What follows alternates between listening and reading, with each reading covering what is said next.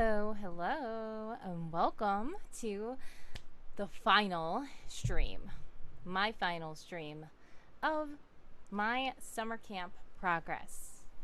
If you didn't know, it's World Anvil and NaNoWriMo summer camps, both of which are writing summer camps. So World Anvil is focused on world building and fleshing out your world, talking about people, places, objects, and things in your world to bring it to life and make it real. Kind of like a Wikipedia page about all the facts, but it's better than a Wikipedia page in my opinion. And then we have NaNoWriMo, which is all about novel writing. And even though it is National Novel Writing Month in November and it's about novel writing, NaNoWriMo, Camp NaNoWriMo, allows you to do any kind of goal you'd like. So we are using the World Anvil summer camp prompts articles to help us to complete our NaNoWriMo word goal. So to start off, we will see that I have achieved silver. I've achieved gold this past stream, which is awesome, and I'm so happy about that. But I did want to achieve diamond, and that's going to take a bit of extra work.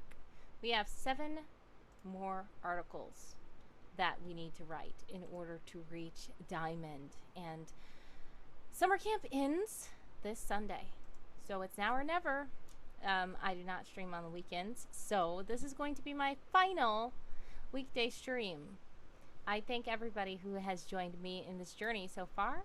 I appreciate all of your follows, all of your likes, all of your comments, all of your lurking, everybody who's contributed to my summer camp journey. I am completely grateful for you. This is my world building homepage, and as you see, I've completed 24 out of the 31 prompts, so we need 7 more prompts to achieve diamond, and I really want to do that. So I think that's what we're going to try to do today. Now, these are the articles that I have submitted so far, all the ones in blue. They are in no way complete yet. We don't have art, we don't have Commander McCox giving the newbies the rundown in the sidebar, but they're good enough. They have 300 words, so I'm able to submit them. But if we do have time after writing the 7 articles, I want to go through those and clean them up and make them look nice and polished before summer camp ends. Because once summer camp ends, there's no editing these until they are judged. You do not have to have your work judged if you don't want it judged. But I don't mind, and there are some cool prizes to be won as well. We are not doing it for the prizes, but the prizes are neat. And just having somebody reading my work, I want it to be good, and I want it to be nice and streamlined and not redundant. And of course, things cannot be perfect, but I'm going to try to do the best that I can. Without further ado, we can see the articles that need to be written. There are 7. One is a settlement that was lost or discovered. This is one that I've been struggling with because I do not want to do something that is a real life thing, because that's boring to world build about a real life thing. In my opinion, some people do it, but I just don't care to do it, because it's just like, this is something you know about in real life, or this is something you can easily figure out in real life. I want to tell you about something that you cannot get the information anywhere else, because this is native to my story and you cannot find it anywhere else. So that's going to be a challenge. We have a recently discovered or rediscovered species. Did we? No, we did the monstrous species last time, and we went to my medieval world of Winsome Horde to do so. And we talked about the Stenram trees, and that was yesterday. I wonder, a recently discovered or rediscovered species, we might want to go to Winsome Horde again. I'm not sure. This one, a lost or discovered monument. Now that's a little bit easier, but monument itself is quite ambiguous. So, yeah, we have to figure out what that means and what we're going to do that way. Then we have A myth or urban legend about a monster. So, as they say, monster, we don't know if this is actually like a monster creature or if this is like a monstrous human. It can be anything, and that's the good thing about these prompts. They allow you to work with the prompts and do what you think is best for your own, um, you know, your own world building. Okay? Then we have a tradition which keeps monsters or bad lucks away. Bad luck away. And we were talking about this, and we thought maybe we could do something with the agents that, you know, something that they do before they go on a mission to, you know, try to ensure that their mission goes smoothly. We don't know yet. Then the last two are a condition considered monstrous or unlucky by some, and an artifact that embodies a hideous or monstrous idea. So all of these prompts really are monstrous, except for, I think, 1, 2. The Lost or Discovered Monument. No. 3. Yes, there's the Lost or Discovered Monument. There's recently discovered or recently rediscovered species, and there's a settlement that was lost or discovered. And the rest of those are monstrous. Let's check my Nano Progress. I am at 10,647 words, which is a little less than 5,000 words away from being complete. I did adjust my goal mid camp, because at first I had my goal all the way at 50,000 words. I was going to try to re-edit some of my novel. It did not work out. I did have some unexpected downtime, but the unexpected downtime did not last as long as I expected. I mean, well, it was unexpected. Then I thought that it would last, and then it didn't last. And also I had other things to take into consideration. So even though I did have the downtime, it's not like I was completely responsibilityless with nothing to do. But nevertheless, we have already made such strides in summer camp. So that's good. And I am thankful for all the things that I was able to accomplish this month. I did so much. So yes, of course we're not getting these goals because these badges, I did not even update my progress on the first day, which was annoying. I could not get 7 days in a row because for some reason, even when I was streaming, of course I stream weekdays, so it was 5 days. And then the weekends, I did not update my word count, so therefore I could not get those 7 days in a row. Neither could I get 14 or 21 days in a row. I did not update my progress every day, even though I did write every day. I did write some days. Some days I actually didn't end up writing, but even if I was to write every day, sometimes I do not update my progress. I know the good thing is you can go into your status. Where do you go? Stats. And there's a little pull tool on the side where you can backdate your progress. But I did not go through all that. I was just like, okay, I'm not going to stress myself out about this. Oh no, is the site broken? It's loading. Okay. While that loads, we'll look at the other badges. We have achieve daily par every day. Of course, I was not able to do that because I did not update my progress every day. And par is 1,667 words because if you write 1,667 words every day, you will equal out to 50,000 words in that month. That has 30 days. Because November has 30 days. Yes. No. Yes. So I think that's the calculation. I did get 5K. I got the 1,667 words badge. I got the 5K words badge. I got the 10K words badge. And then the achieve goal, hopefully we can complete that today. It's only 5,000 words. So I think that we can do that today. This is still loading, so I'm thinking that it's broken. That's fine. I was just going to show you how you can backdate your progress, but we don't need to do that anyway, so we're good. I did get the updating progress period badge. So this is the badge that I get when I first update my progress, no matter what day it's on. And then over to World Anvil, I will show you the badges that I have gotten here. I did get the copper badge because I did the first 8 prompts. I did get the silver badge because I did 16 prompts. And I got the gold badge because I did 24 prompts. But the only way to get this diamond badge is to do all 31 prompts. And that's what I'm going to try to do today.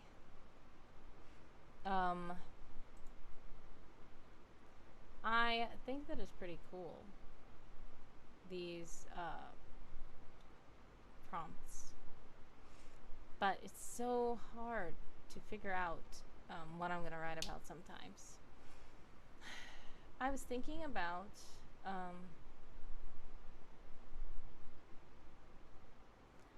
a monument. So they mean like a landmark. This is like a statue, or this is like some kind of building. Let's go to my articles. This is still not loading. I'm just closing it. We're gonna go to Summer Camp 2022 and go to Discovery. So we have 3. Settlement, landmark, and species. So I'm just going to go to the landmark one and see what kinds of landmarks they have. Maybe this will give me an idea. An airport can be a landmark, of course. Amphitheater, apartment, building, all these. Arcade. A bunker. But it's like saying monument. That's the annoying thing.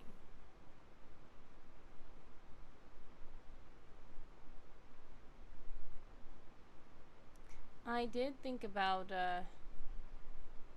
on the Styrax, they have a monument for the agents that were lost in action. But I guess that's not considered lost because they know where it is. But as I was thinking, lost is lost to some people, but it's not lost to all people. It's, somebody knows where it is. I mean, most of the time, some things. Like if you might say there's a lost city and people are living in the city, that means it's technically not lost to them because they're living in it. So, I guess that we can go over that. I don't know if it would be called a cemetery, really. A dance club. Some of these are funny. A dojo.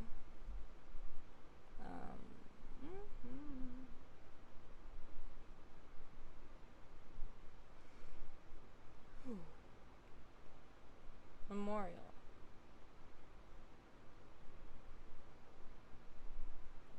Yeah, it would be memorial.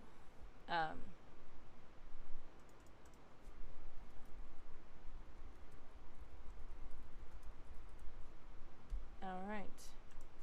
So it's honoring the lost, so I guess it counts.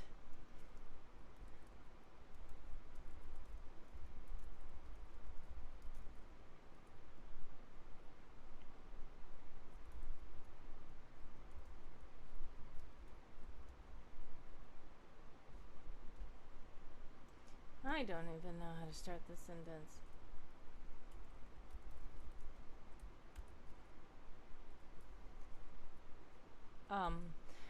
It feels so boring without music or something. I'm gonna put some music. And I know that I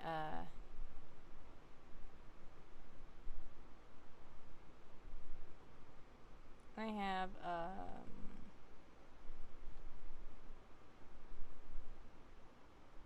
I have some of my soundtrack songs on my SoundCloud. Some of them I don't have on there yet. Maybe we can just listen to that. I do have it on YouTube, I think. Hold on. We're gonna just go on my world and search soundtrack. Okay.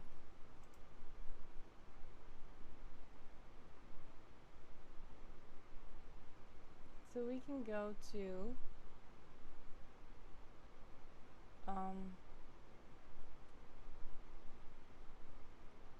I know that if we go to YouTube, they'll have it where we can loop them. Whoa, that is so loud.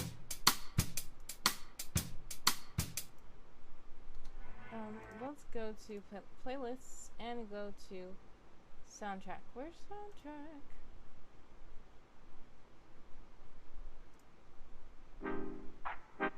Why are they showing ads on my video? I'm not even monetized. Okay. No, not this. What? No, I'm not trying to give you, the whole thing. I'm trying to do the soundtrack. I'm not trying to give you the escape room. Alright, and we're gonna loop this. Hopefully the music is not too loud. But yeah, that was the escape room, and that was like going to be the cutscenes and all that. I was not trying to get that. I was trying to get the songs. Okay, I think we're good. Okay, so let's type on the stars. There is a monument to honor the lost agents who were deemed missing or killed in action.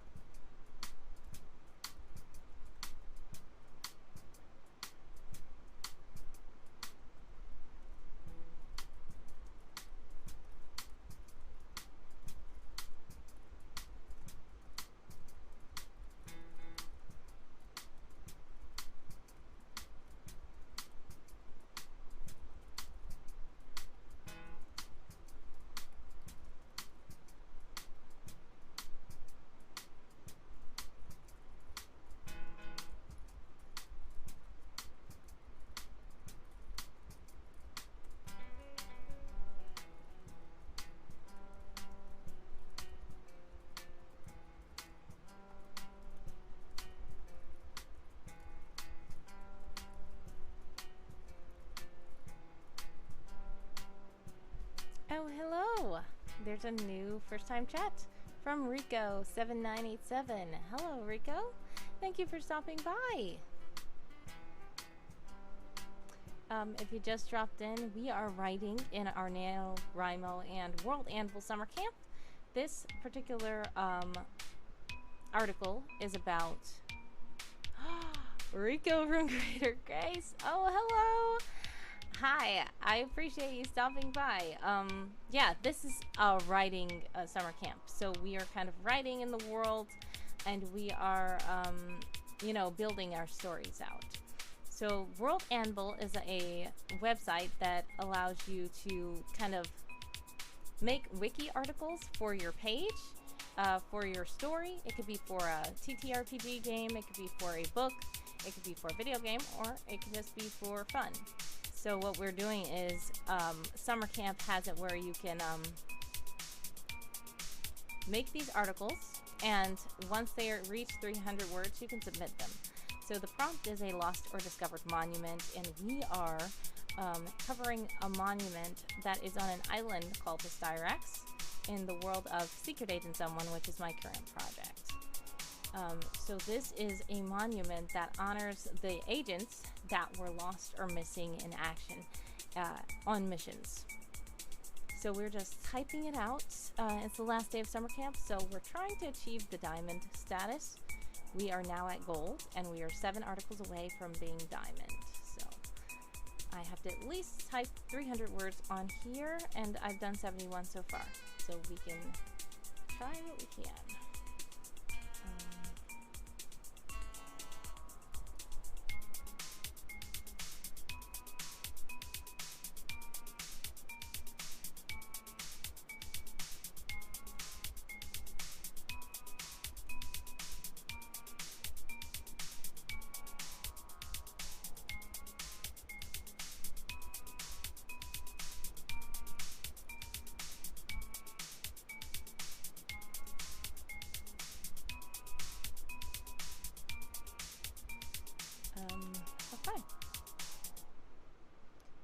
Parent location is the Styrax.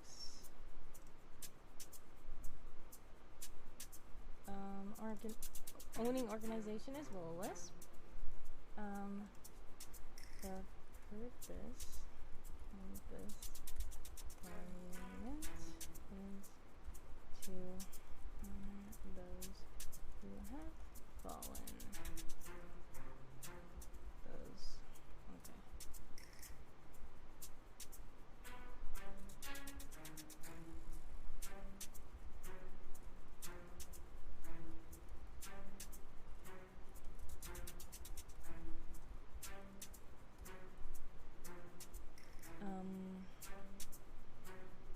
Let's see.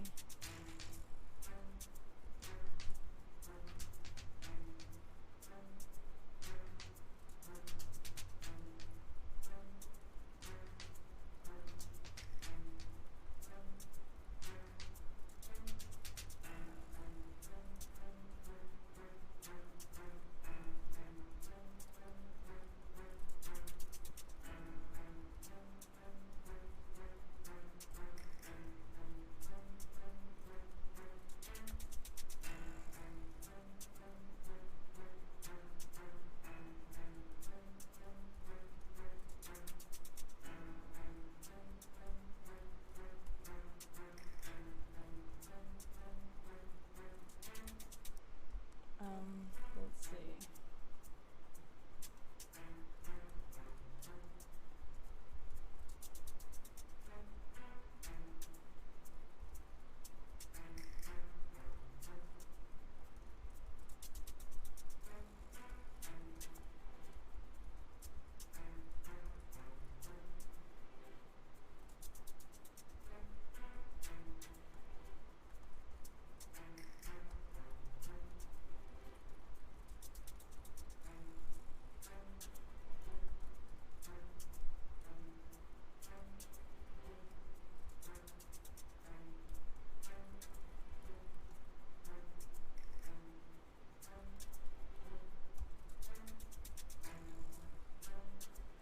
Oh, look who it is! It's Josiahsaurus. Hello, Josiahsaurus. It's my little brother.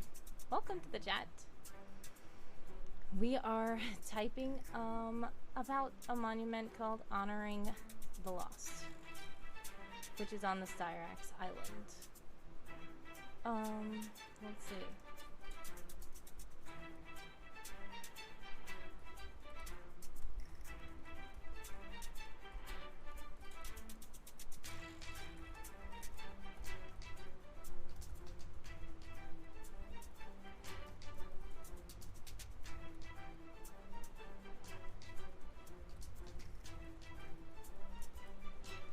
Oh, hello, Colonel. How are you? Thank you for stopping by. I appreciate it.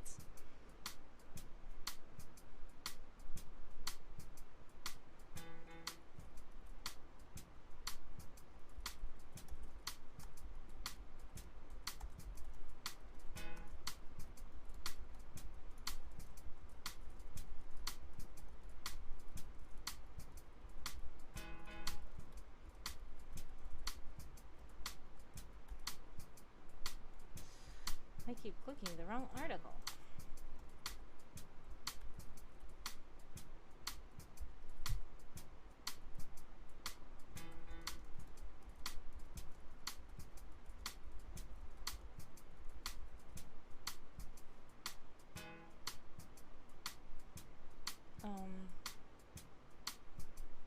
Let's see. What else can we talk about? Oh, yes.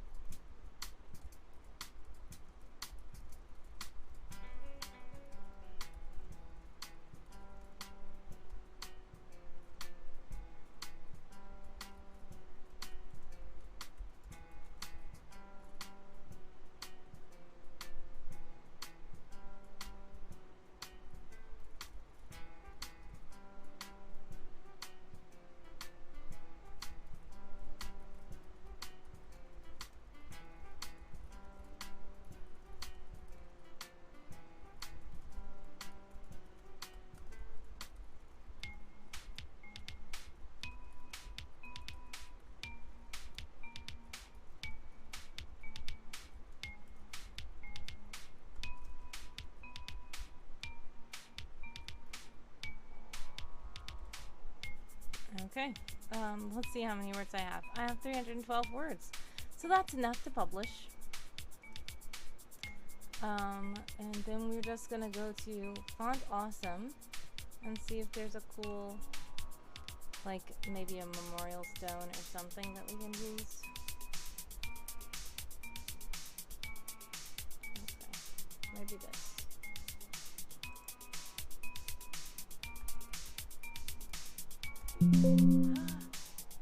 Did not mean to search.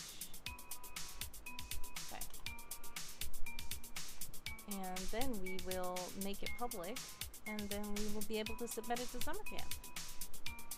Lost or discovered monument.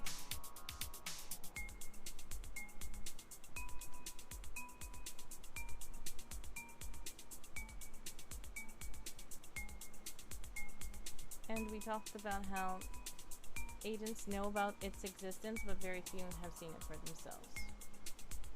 So that's why it's considered a loss to them, I guess.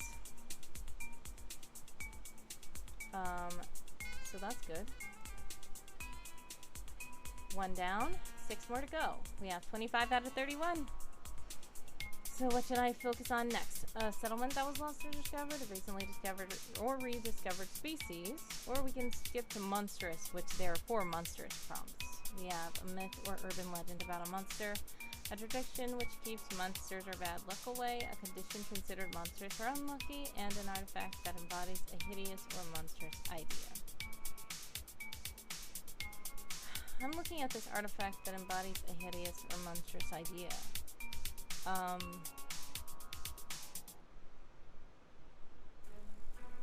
Let's go to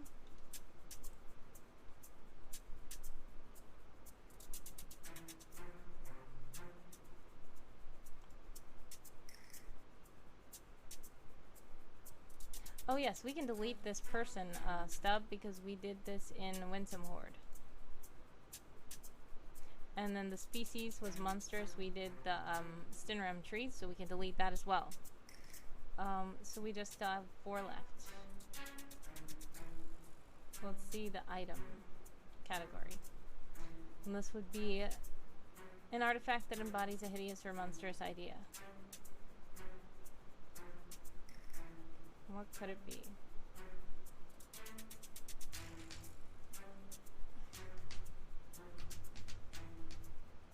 I was thinking about maybe another time machine thing, but we've already talked about that special project.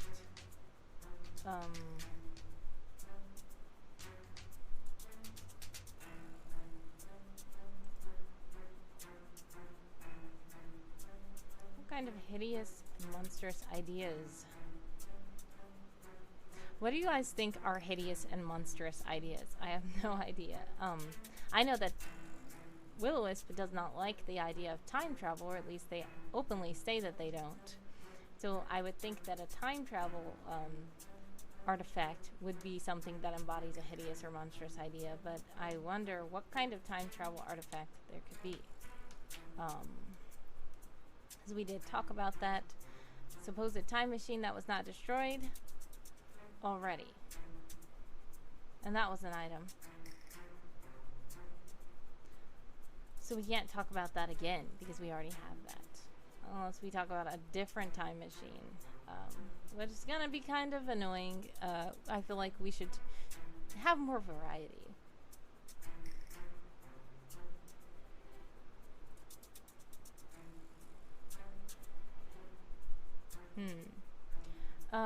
Let's see. A condition considered monstrous or unlucky.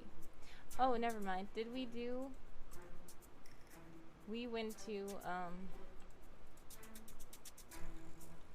we did not put work in progress in the sidebar here.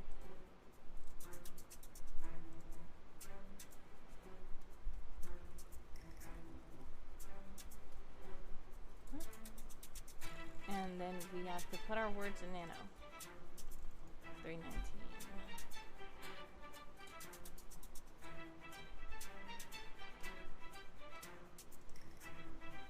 Okay.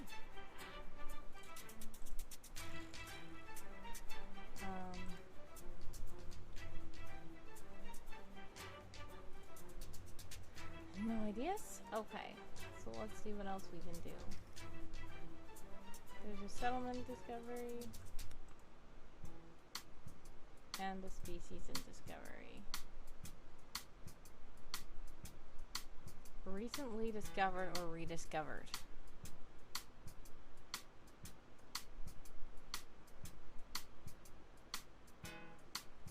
I guess we could talk about something that was genetically altered and they thought that there were no more left, and then they found out that there were more left. That makes sense. Like as a rediscovered species.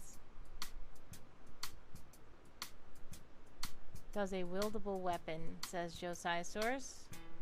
So you're saying, does a wieldable weapon count as an artifact that embodies a hideous or monstrous idea? I guess it could.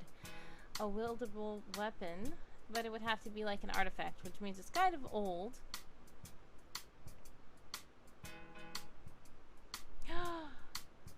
Oh wow! Dream Cartographer says, guess whose train has free Wi-Fi? Welcome, Dream Cartographer. Thank you so much for stopping by. I hope you're enjoying your train ride so far. And I'm glad that it does have free Wi-Fi for you.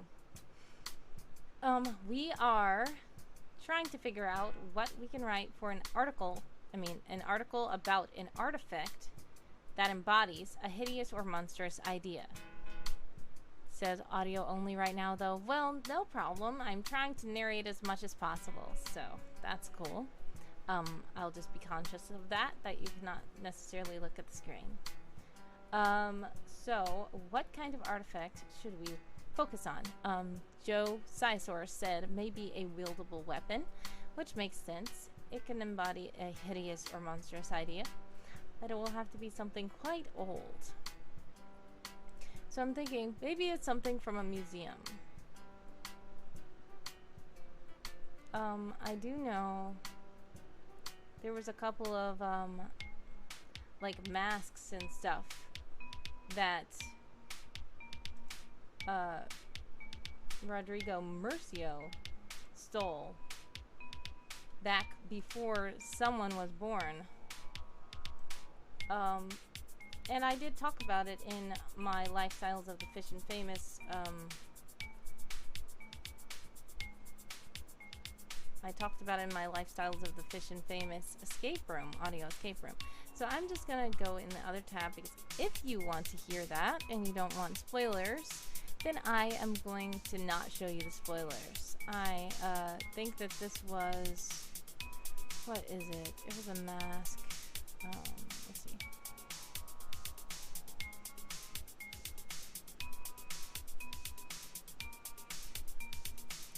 There's something about... yes, Night of the Underwing, which was a mask.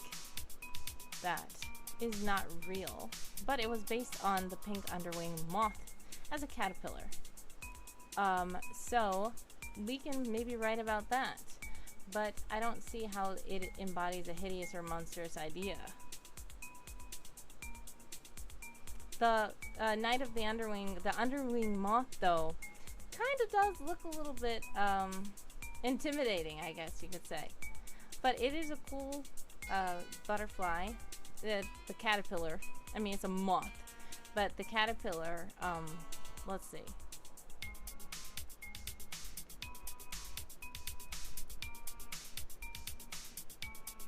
I'm going to see if I can pull up a picture of it. So this little guy is kind of a little bit silly looking, and it can be kind of intimidating. So if you cannot see it, basically it's a caterpillar, but it has you know how they have the fake eyes and teeth painted on them so that it can look like a face is looking at them, when actually, you know, that's not their actual face. So part of the underwing moth as a caterpillar's defense was to have this painted, looking like it's a painted, like, elaborate mask. Imagine like an elaborate tribal mask or something like this. So yeah, those were what the Night of the Underwing mask was based off of. And those are actually, I believe, found in Australia, and they were supposedly discovered, even though the Aboriginal people did already know about the moth.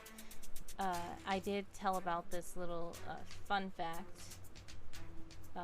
in the notes of the audio escape room, Lifestyles of the Fish and Famous. But we can go into that mask more now, I guess, if we consider it that it's kind of a hideous or monstrous idea, meaning some people might think that the mask is hideous, but it can be beautiful as well. But the mask is meant to intimidate, to keep predators away. So I think that would be something that we can cover. That's the only thing that kept jumping out at me, because I did already have that mask as part of the escape room. So Night of the Underwing, and let's see. There's no mask. Let's see. Armor? I wouldn't want to say it's armor, because it's not really armor. It's just a mask.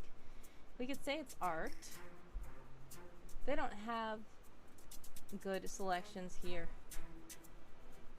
I can just say unique artifact then. It's an artifact.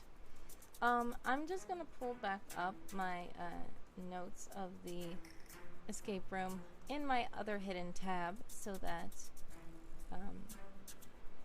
you guys do not see it, because I do not want any kind of spoilers to be revealed if you do not want the escape room to be spoiled. But as you, if you would like to check it out, it is called Lifestyles of the Fish and Famous, and I will put the link in the chat, and you will be able to go and check it out. You can look at the page yourself, or if you don't want spoilers, you can listen to the episode of me running it for Escape This Podcast, and they play through the escape room. But if you'd like to play it yourself, let me know, and I might be able to run it for you. Or if you want to run it for some of your friends, feel free to do so. That is also where the soundtrack we're listening to has come from, because I composed it for that Lifestyles of the Fish and Famous escape room. And the premise is you're on a yacht because of a billionaire, shady billionaire man named Ned Bevy. But enough about that. Dream Cartographer says, so the hideous monstrous idea is the nature is scary, lol. Well, that's something. But I was thinking more of the fact that the, Aborigine people probably recognized that as, a defense against predators, as that was intended for the moth. So while it may look hideous to some, or monstrous to some, the intent is to protect yourself. So, as I like to do with these, it depends on who's talking about it being hideous. Some people might think nature is hideous. Yeah, nature might be scary to some people. So, the good thing about that is when it says a hideous or monstrous idea, you can kind of gauge who is saying that it's monstrous or hideous. Not everybody says it. Of course, not everybody agrees with any one opinion. So, Josiah Soar says the music is really good, and Dream Cartographer agrees. Thank you guys. I appreciate it. I tried to make the soundtrack sound pretty smooth, and it all has that same hint of someone in it. So yeah. I'm gonna, did I pull it up? Yes. So I'm going to look at my notes on the Night of the Underwing.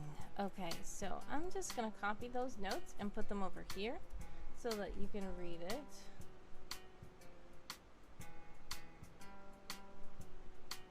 Okay, so basically the Night of the Underwing mask is not real that I know of. I can delete that part. It's based on the pink underwing moth as a caterpillar.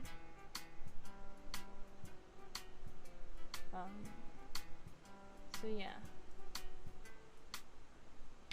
Let's see. The Night of the Underwing mask was fashioned after the appearance of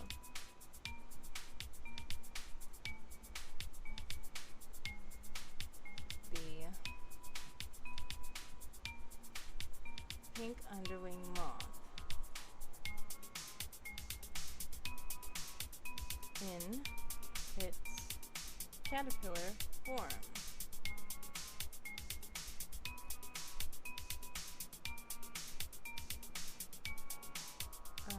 Let's see. We can delete the rest of this. It's just Easter eggs. Let's see. And I believe that it's an Australian moth.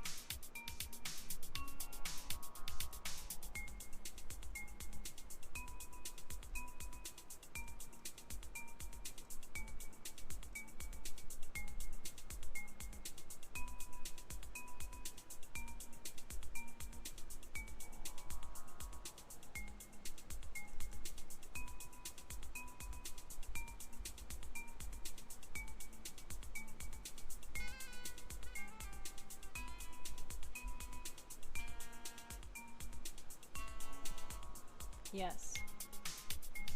It's a rainforest species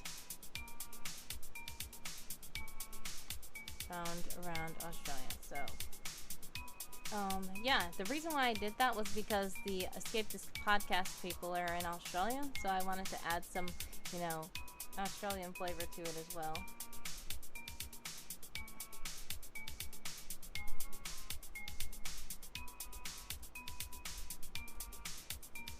This artifact was created long ago by Aboriginal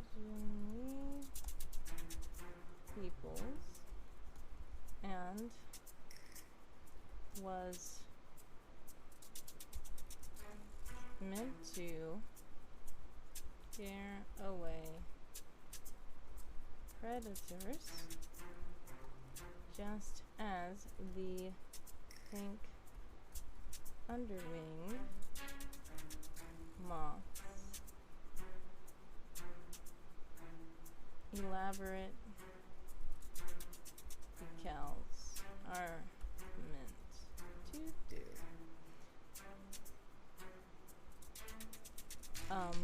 These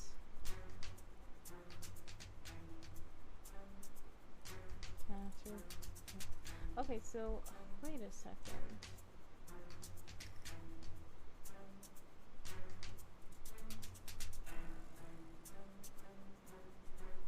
Okay, so let's just not talk about the caterpillars, we'll talk about the mask itself.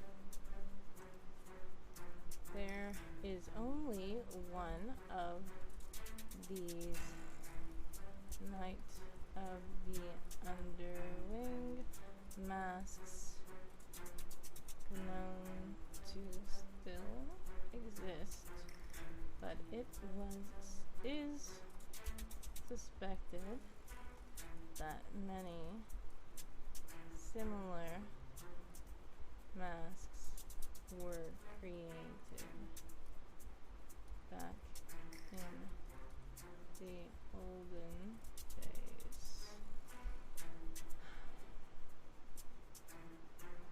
So let's see the significance. This mask was found long ago and was stored in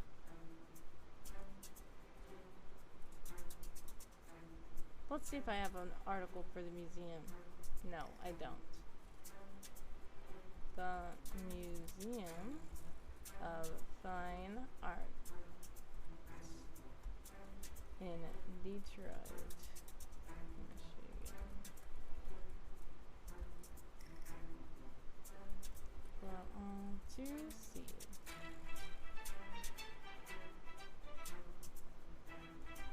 It has incredible value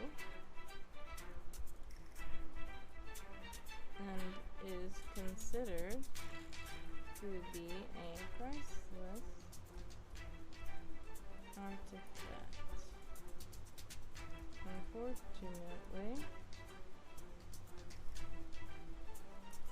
it was stolen from the museum back in 1995 by infamous black market crime lord Rodrigo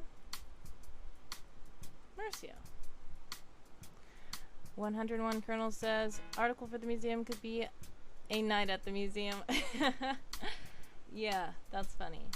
I actually have the story about when Rodrigo Murcio broke into the museum. And this is a story that's not about Secret Agent Someone, but technically Secret Agent Someone was in the story, but he was not seen. If you don't mind a bit of spoilers, this was about his parents. So, his parents,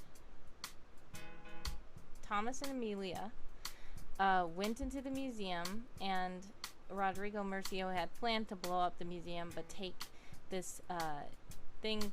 It's a little picture called "The Girl with Silver Eyes," and he knew that the value was worth more than they thought it was, and he planned to steal it and then blow up the museum to make people think that the painting was destroyed by somebody else, and you know, so that they won't be looking for it.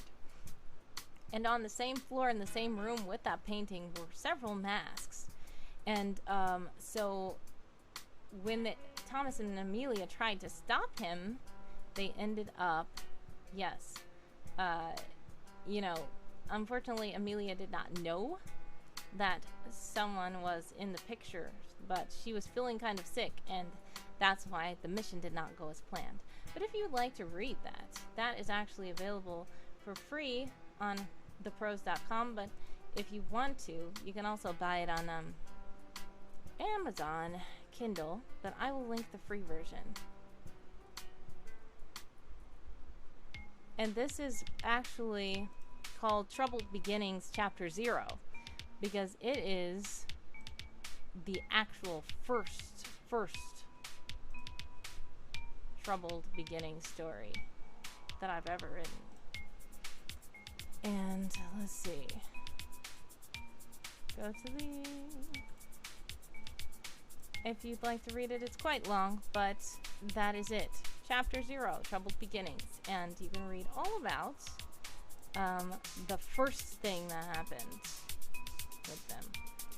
And unfortunately, I see that the pros, when pros did their reformatting of their site, some of the words shifted and now it doesn't look right. But I can try to go back through it and shift the words back correctly so that it can look better like a novel. But yeah, if you buy it on Amazon, you can actually read it correctly. Or if you don't mind sifting through that weird formatting that pros did, you can go ahead and do that. But however you'd like. I think that at one point I wanted to get this voiced like a scene. I actually have the voices and we were working on doing it, but the progress got halted. But anyway, this is a fun origin story of Secret Agent Someone, and I've already told you enough spoilers, but it's still fun if you want to read it. Feel free. Yes.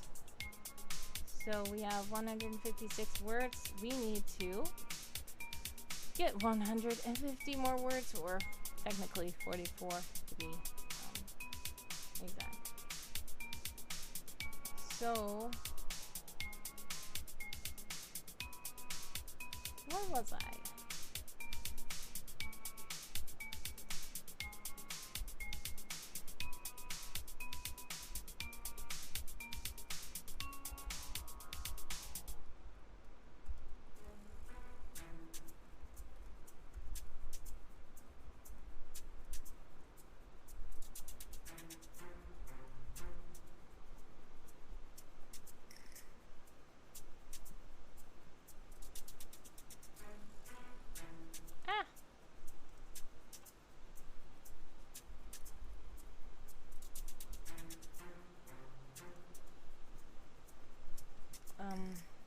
Let's see what else we have. Construction. materials. Mask was created from wood and... Oh, okay. Dream Cartographer says, just went to the World Anvil page for the painting, and holy crap, that is a spoiler. I don't remember what I did, so I'm gonna go see the World Anvil page for, I forgot the French word for it, but it is called Girl with Silver Eyes.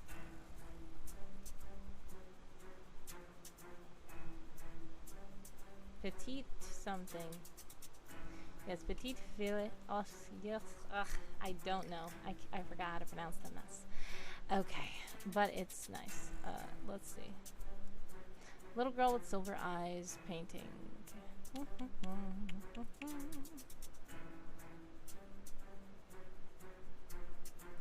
Oh, yeah.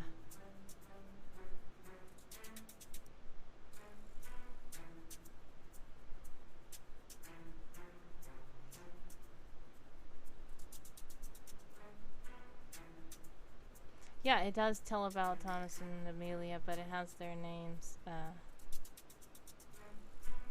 redacted.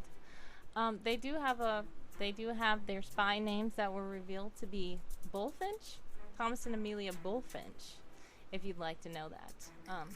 But I will tell you that both their first names and their last name are aliases. That is not their real name, and that's not their real last name. Okay, so the mask was created from wood and paints.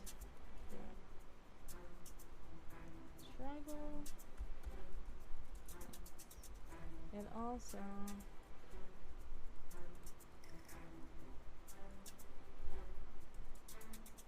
infested with elaborate gems and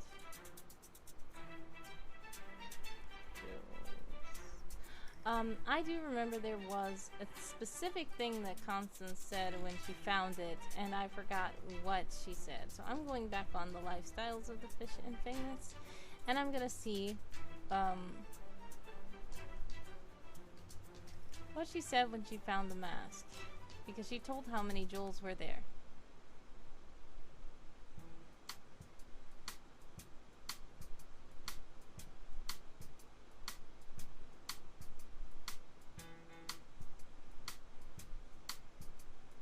Okay, she said 7 different types of fine Australian opal were used in the make of this. Oh no, I found an error for myself. In the making of this is what she was supposed to say. Back in 1890, 2 years after the pink underwing moth was discovered there by Herbert Druce, which of course it was not really discovered, and was discovered, but they knew it was there already. They were already there. 7 different types of fine Australian opal were used in the making of this mask. Back in 1890, 2 years after the pink underwing moth was discovered there by Herbert Druce. Alright.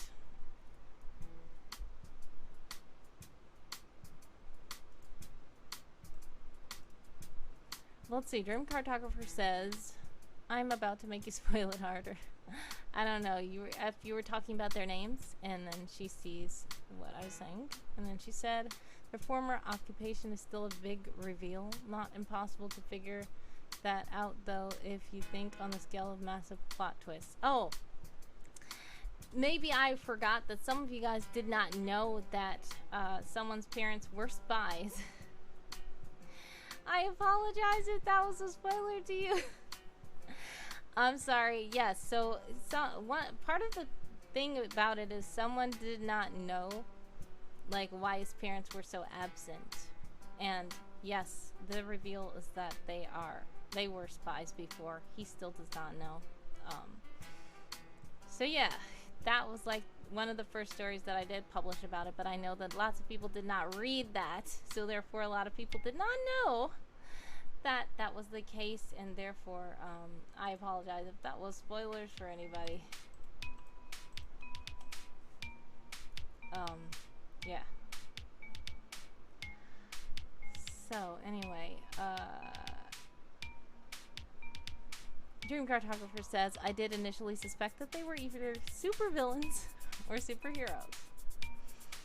Logical conclusion. We're at 213 words, so we need to get up to like 77 words more to get up to that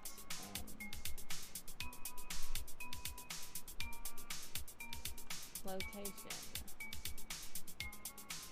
I'll say Rodrigo currently has it because he's the last one who's seen with it.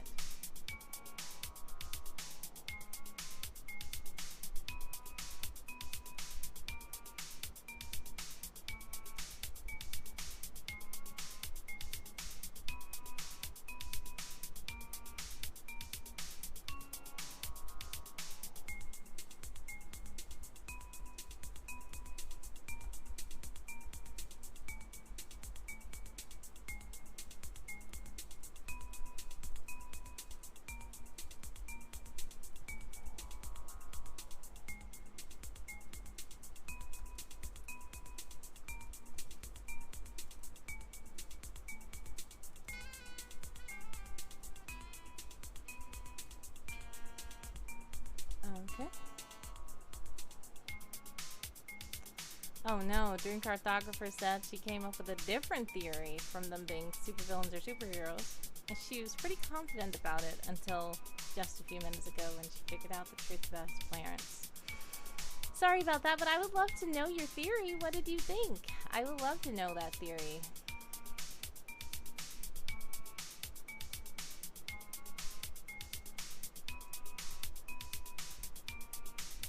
Some people believe that the mask is quite hideous due to its obscure appearance, but many appreciate its beauty.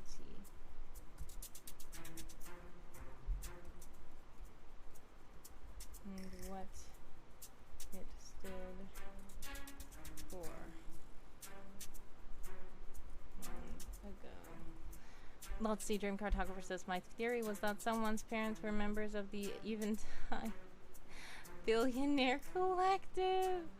That would have been something. That really would have. If you guys don't know what the Eventide Billionaire Collective is, it is the group of secretive billionaires led by Ned Bevy, which is the guy who trapped the people on the yacht in the escape room, because he's a shady rich man who wants things, he wants to control things.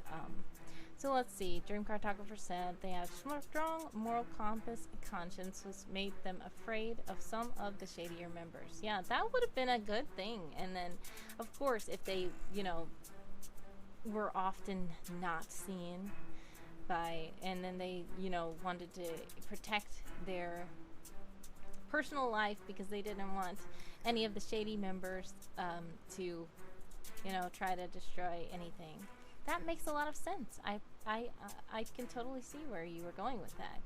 And then their disappearance could be due to the fact that, you know, they were, yes, that would explain why they kept someone's existence secret for his entire life. That is correct. That would have been a very good theory.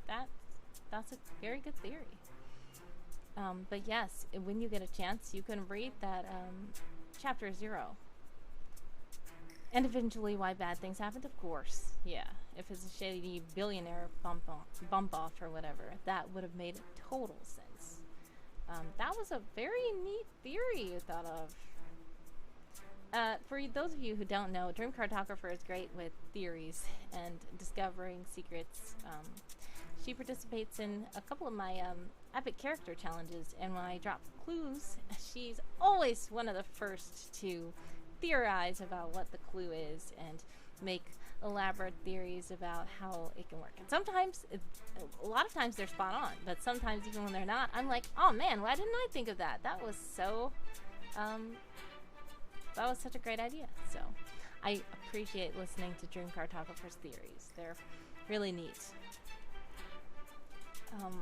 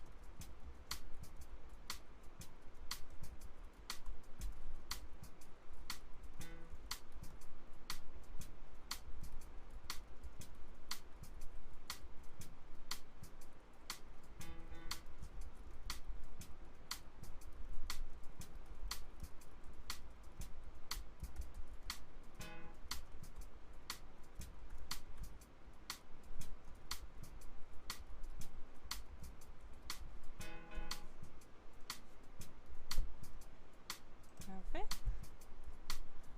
How many words do I need? Oh, no, I'm done. Okay. So that is 317 words. Let's put those in Nano. Who keeps turning my numbers off? Numlock. There we go. We have 11,283, which is great. And we have published 2 articles.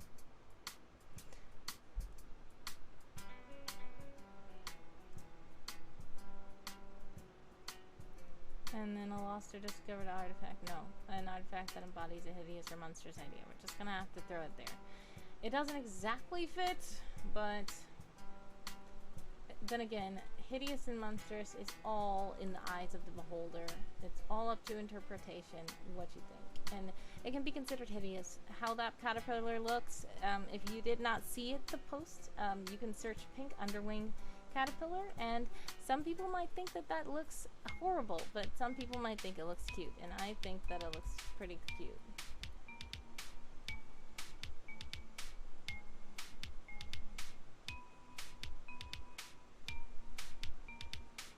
I would probably just have to use hockey mask. I'm not trying to do a Jason reference or anything, but that's the closest thing to that pink underwing moth's face as I can get on Font Awesome.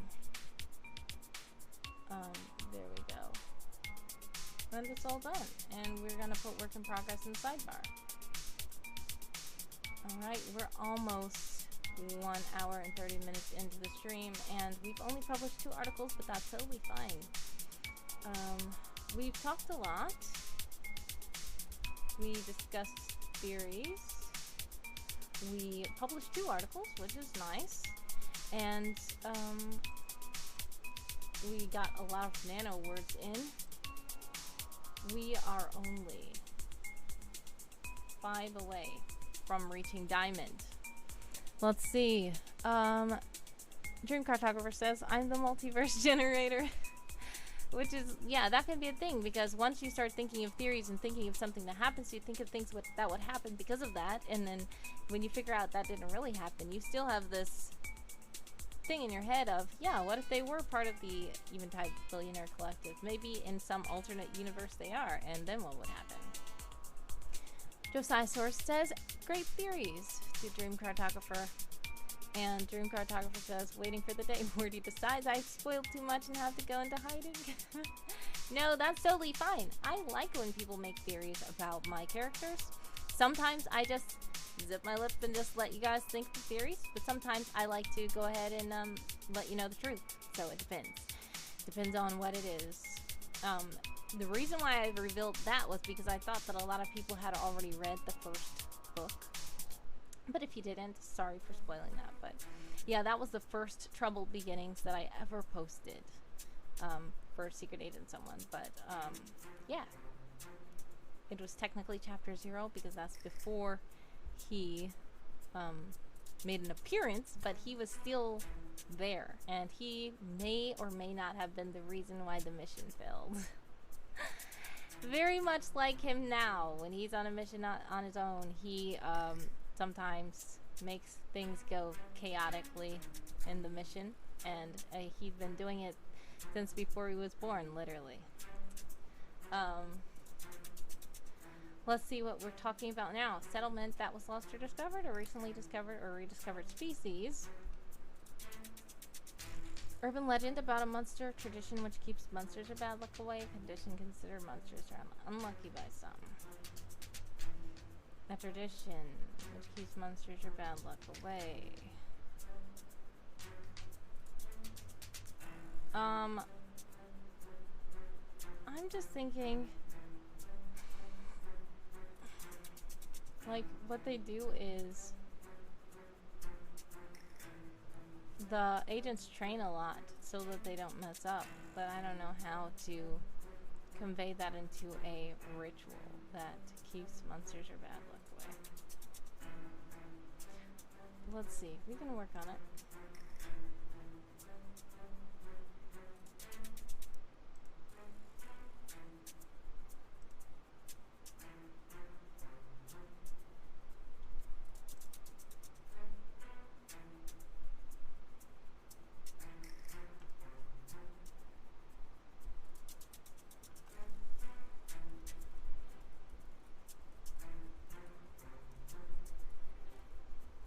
Alright, I'm just gonna dub it anti-failure training for now. Many agents at Will-O-Wisp try hard to be the best at what they do, so that when they are assigned to a mission, they complete it without a hitch. Many agents are frightened of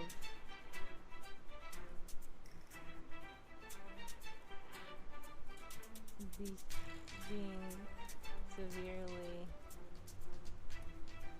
injured and sent off to the Styras. Ah, I keep clicking that wrong article.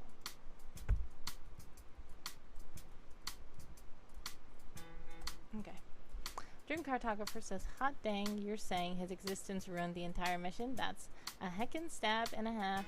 He wasn't even born yet. He already has enough baggage from his childhood. Oh my gosh. Well, that's correct. If you read the story, and if you didn't read the story yet, it's not too much of a spoiler. Well, it kind of is, but if you don't want the spoiler, you can plug yours. I don't know. It's not going to be too much of a spoiler, though. But he, his mom did not know she was pregnant. She was not supposed to be pregnant. So, yeah, that's why he ruined it, because she was not feeling well, and that was because, ultimately, because of his existence. Thankfully, he doesn't know that story. Yeah, thankfully, he doesn't know that story. Let me see. If you would like, I think, let me see. Yes, so this one has a bit better formatting. And I was able to edit it a bit more, because I don't know if I was able to edit the prose article.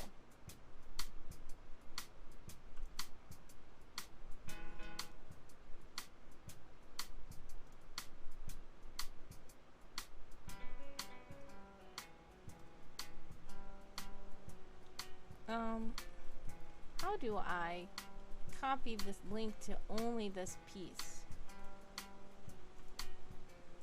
Let me see if this will work. Yep, it worked. Okay, so I'm going to put this in the chat. This is better than the prose.com article. And you can just read that one. It is on World Anvil manuscripts. So it's formatted better, and it has some edits to it because I don't think I was able to edit the prose article. Especially if the pros.com article, they did a revamp of their website and then some stuff started getting wonky and then we couldn't edit it. But you can edit this World Anvil because I just copied and pasted it from prose into manuscripts in World Anvil, and you can read it from there.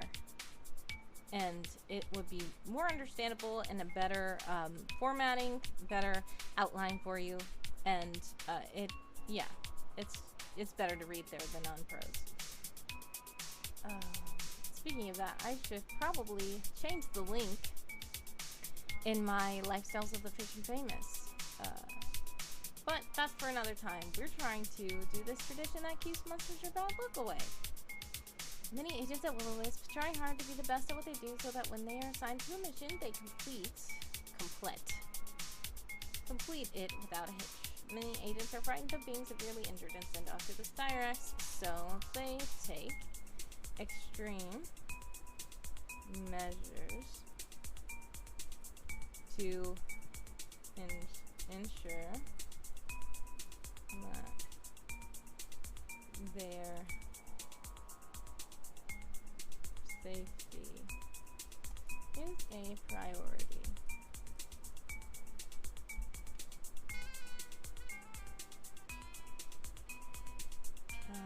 Organizations.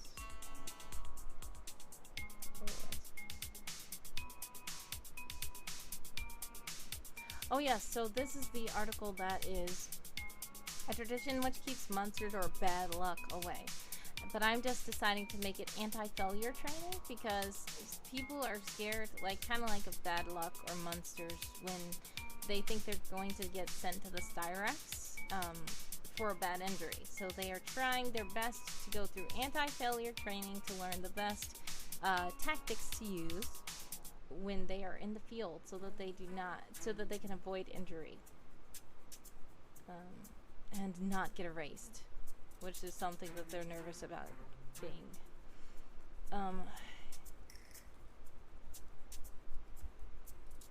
Anti-failure training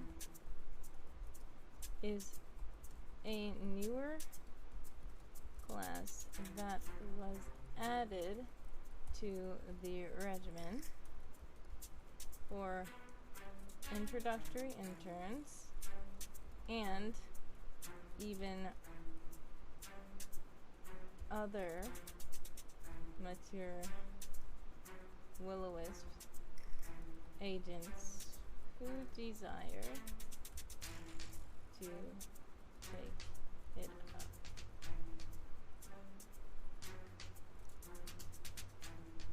This class was requested by several operatives who wanted to receive tips and pointers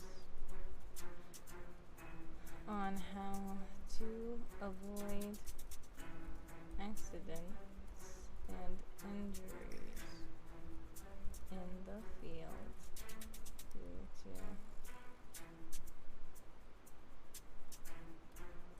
that could result in being sent off to the Styrax and potentially being erased.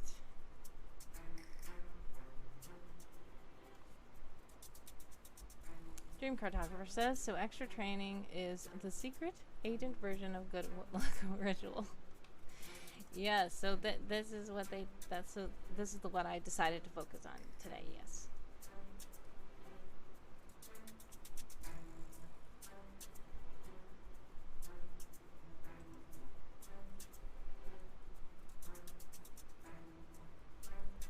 This class is available in many forms. There is one session that spans over the course of weeks. And there is another option that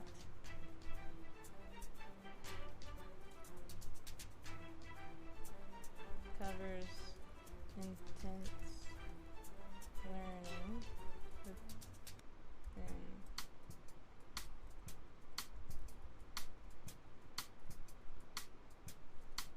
1, 2, 3 days time.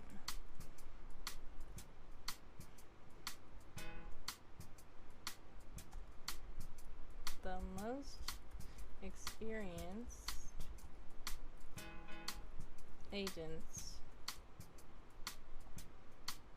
who have retired and are now resolving to teach others around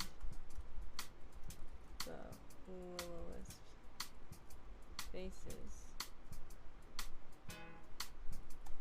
conduct the classes. They share their first-hand knowledge, things they should and shouldn't have done. Go over. Uh-oh. What happened? Okay, there we go. Go over their past missions and recount things they should and shouldn't have done. This helps new agents and those who are afraid of failure to have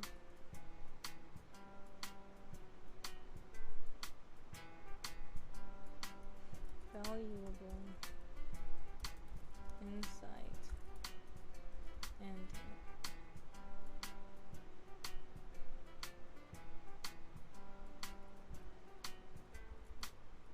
foolproof tactics to follow when they are in trouble.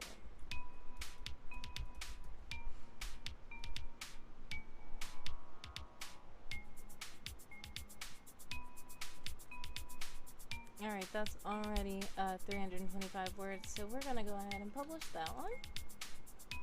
Put work in progress.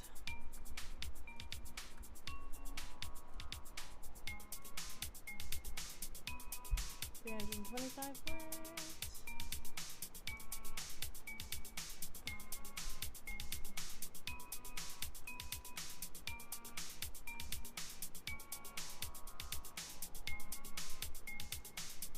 And we're gonna go to font awesome.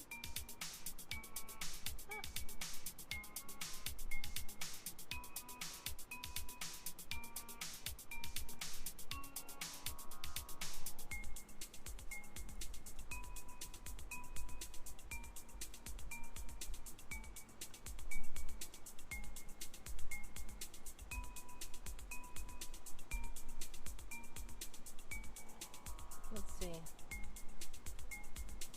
Helmet. How about safety helmet?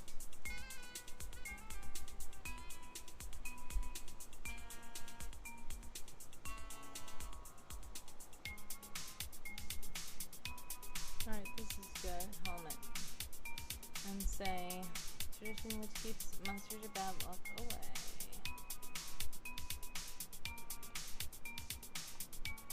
Alright. So now we have 27 out of 31, and we only need 4 more prompts to be diamond, and we have about 24 more minutes in the stream. I wonder, can we do it? Condition considered monsters are unlucky by some.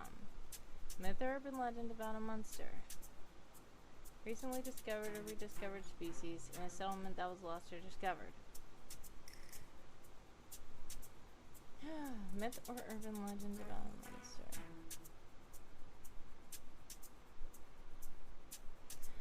I'm feeling like I want to go back to Winsome Horde for some of these. I'm trying my best. Settlement.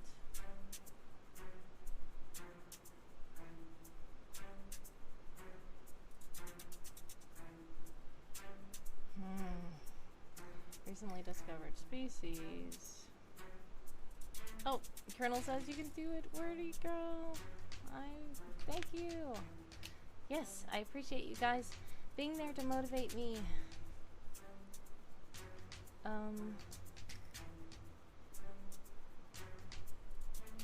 Yeah, let's just go to Winsome Horde. Dream Cartographer says build like a hurricane. I'm just gonna check out Winsome Horde and see if there's anything that stands out to me there. We're gonna go to articles. We can search, wait, let's see. View world. We wanna go to my competition page. Alright, so we have myth, we have condition, we have species, and we have settlement. So let's go to myth and see.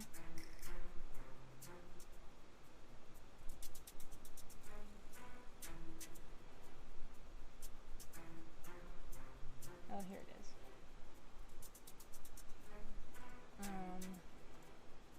That already has 600, that has 505. That has 569, that has 354, that has 323, that has 660. So, nope, none of these are stubs. We cannot use them.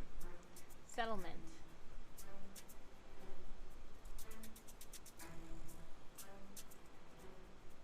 $164, 99. Nope, can't use those. Species. Fuel-Rack, I know that has 2,339 because that was for the plant challenge. Nope. Flock bats just over. We have this 213 God. We have Guiva 326. We have Human 329. And we have Seed 192.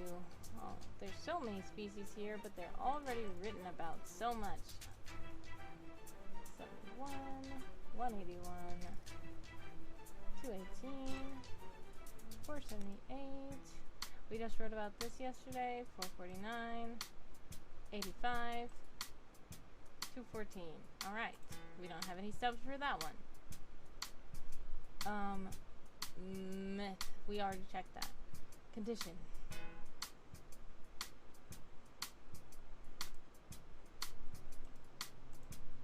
We only have that. All right. That's not it. That's a bite from the Sluma Dragon.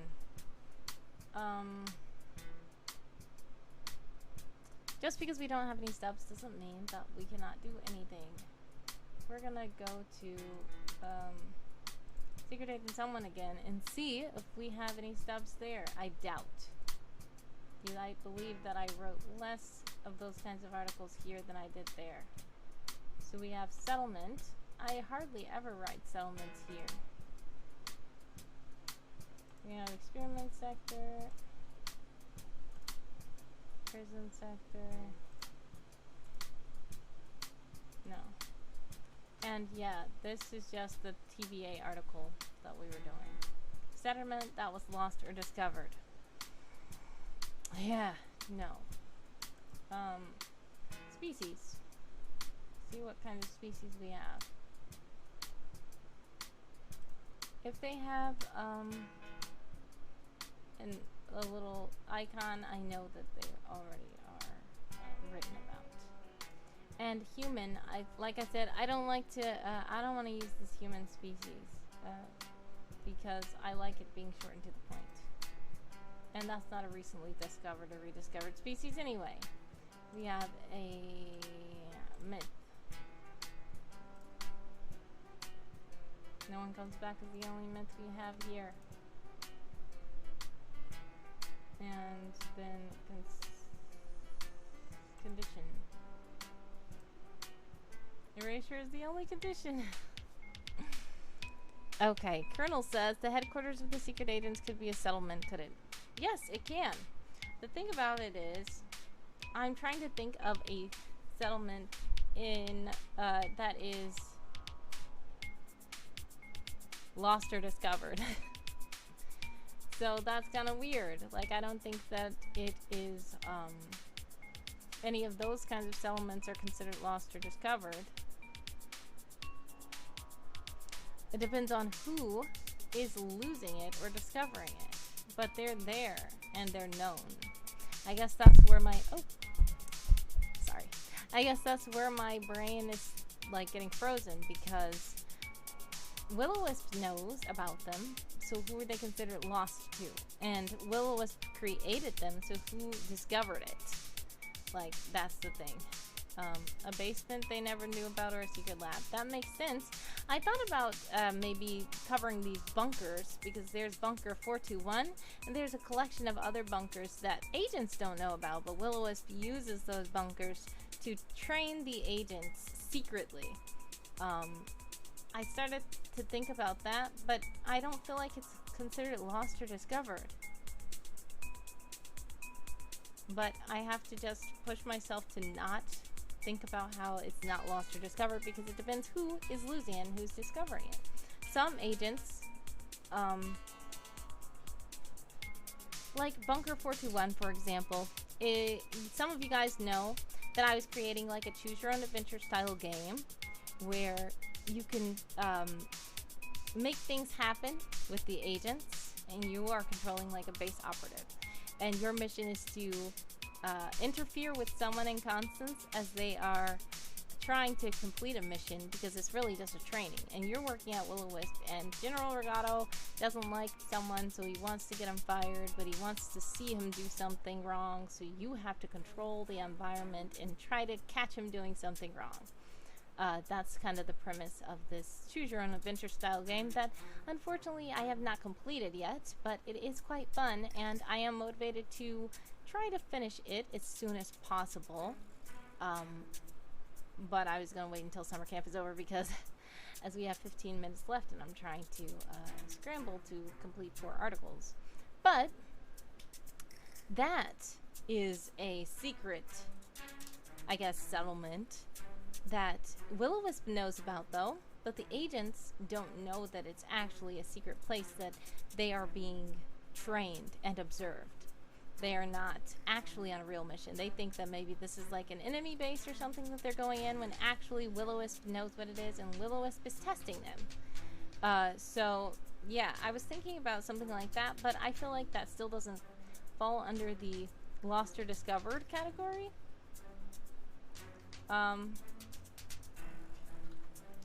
Dream Cartographer says back to criminals, any hideouts that the Will-O-Wisp is aware of but still hasn't found. That's a thing. Settlement that was lost or discovered could be a villain's lair that was discovered by some agents. That makes sense. I'm trying to think about...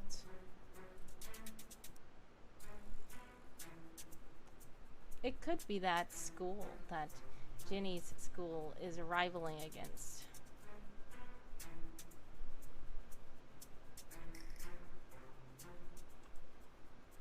That makes sense.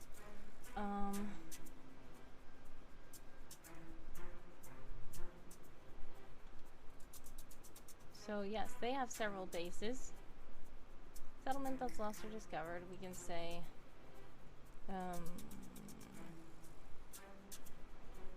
this could be a secret place that they took the children. It's like for a camp. Camp, I don't know. CBA.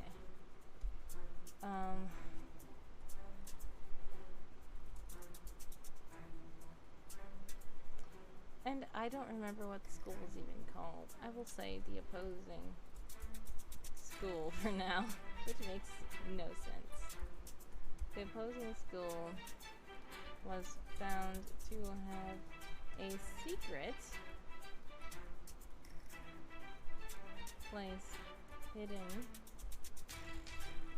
in a remote area where they took children to experiment further with brainwashing and mind controlling. They called this a camp and told the parents of the children that they were going to sever communication for a few months so that their children, their kids, I'm saying children too much, could learn and grow and discover independence.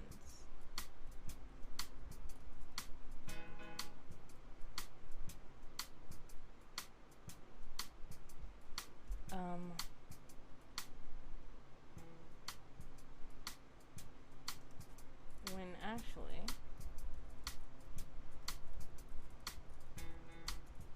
they were conducting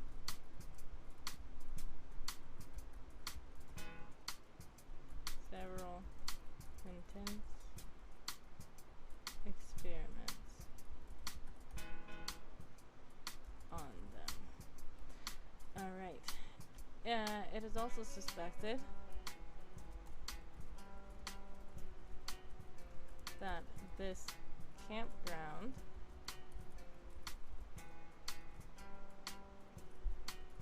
is home to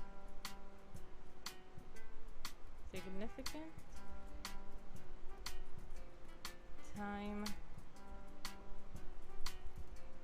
machinery advancements. Okay.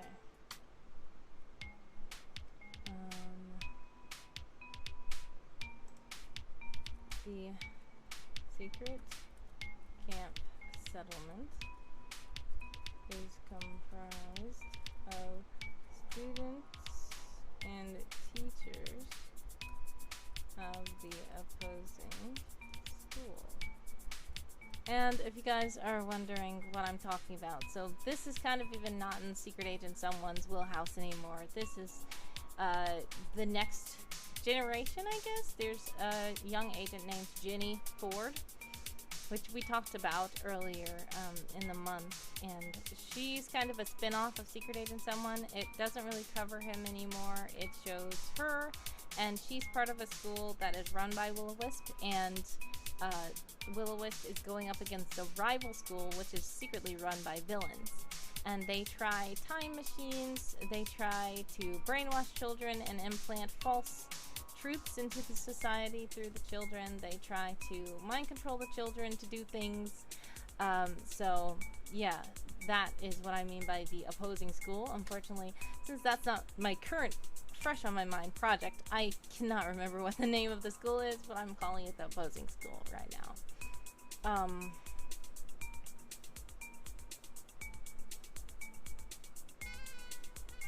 There are several areas in the camp settlement where various experiments are conducted. There are also sleeping quarters, break rooms, lunch rooms, cabins, and all the other amenities one would imagine at a traditional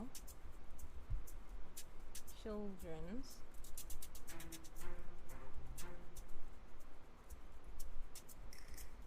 summer camp setting.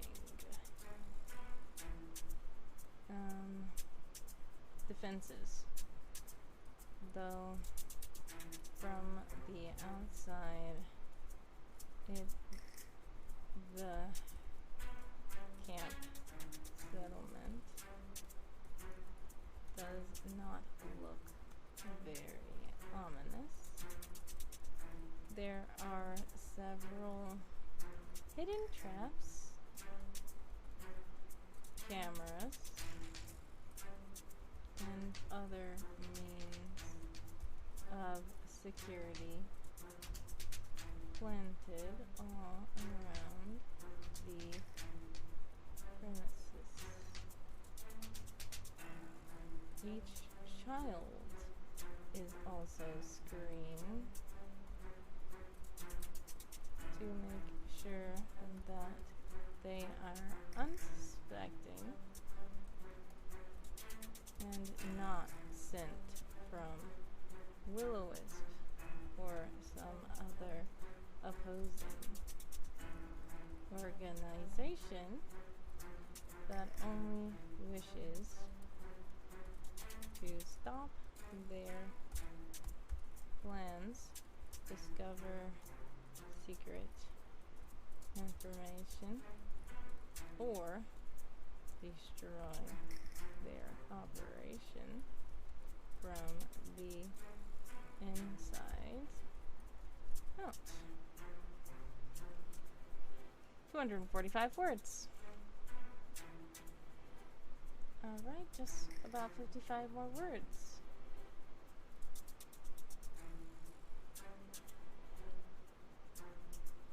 Architecture. The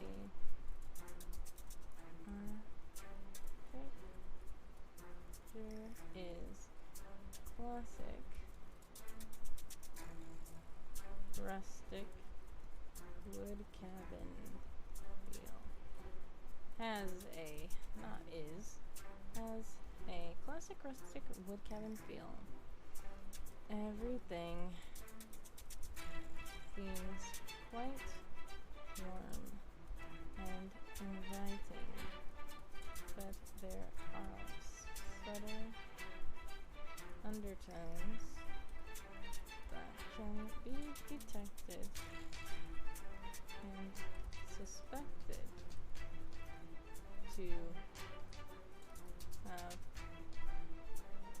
evil intent. Okay. There are many lakes and ponds around the area where children can canoe and kayak. There are also vast forests and many lush plants. Woodland animals can be found about as well. Okay. And that's 307. We're gonna say work in progress here. And we are going to go to design, and we're just going to do a tint for Font Awesome. They keep asking us, are we still watching? Yes, we're using this as background music. Tint.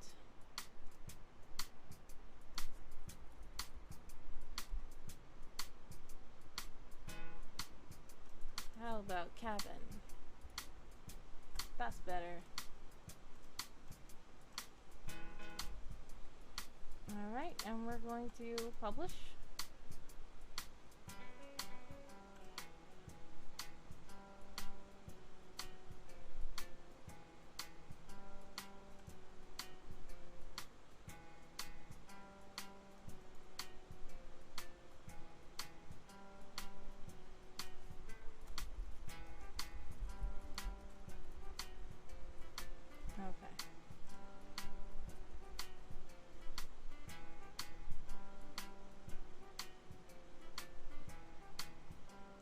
just regular campground?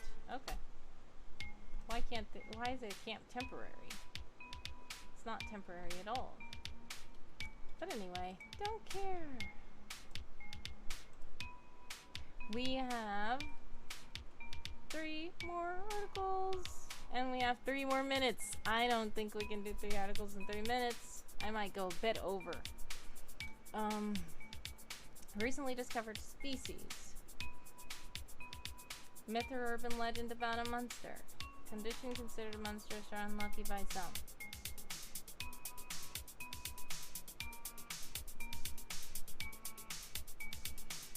If we're thinking about the imposing school, we can think about some myths or urban legends that they tell the children at the opposing school. Colonel says, an article a minute, you can do it. I don't know about that. We'll try, but I think I'm probably going to go a bit over time, but I don't want to end this stream until I get diamond. Myth or urban legend about a monster. So let's think about what the opposing school tells the children.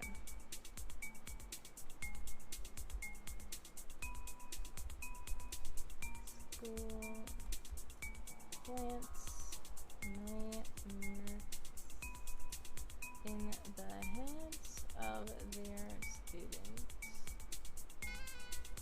to scare them into not revealing the secrets, evils that are being performed behind the scenes.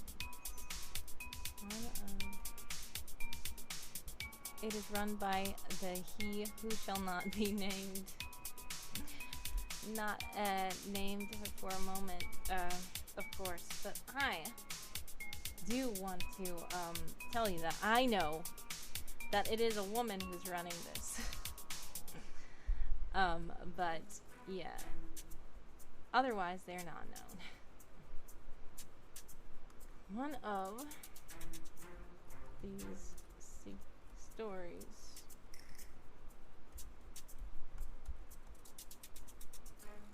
involves an unknown person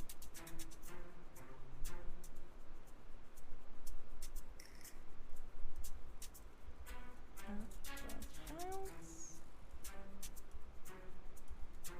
house and kidnapping them, never to see their families again. This myth has some truth to it, as if a child is discovered to have snitched or revealed secrets and information, the opposing school will do all in their power to remove the child from society so that there no further secrets can be disclosed.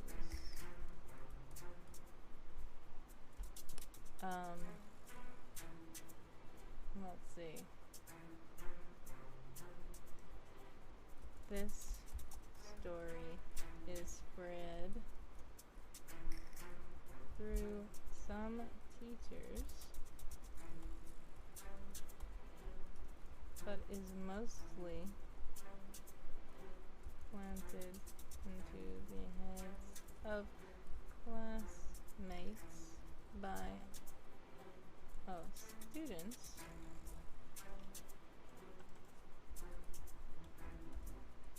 their fellow classmates. This is intended so that the legend can be of a more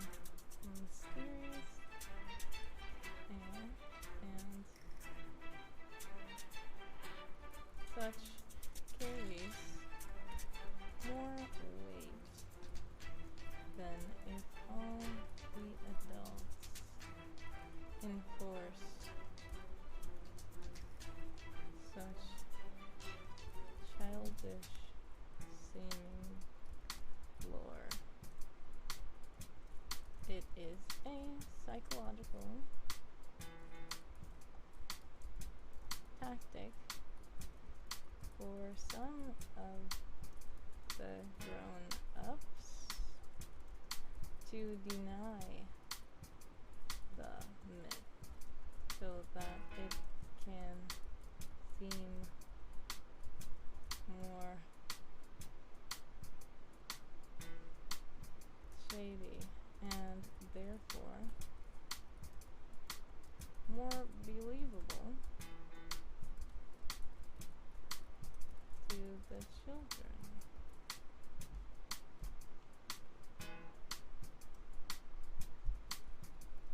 Over time, the myth has taken several forms. Some stay with the traditional fact that a normal human person will arrive at the child's place of residence and kidnap them away in a van or some other similar vehicle. But the imagination of the kids have sprouted the legend to include various elaborate and even silly renditions, such as a child disappearing with magic by way of some wizard, or even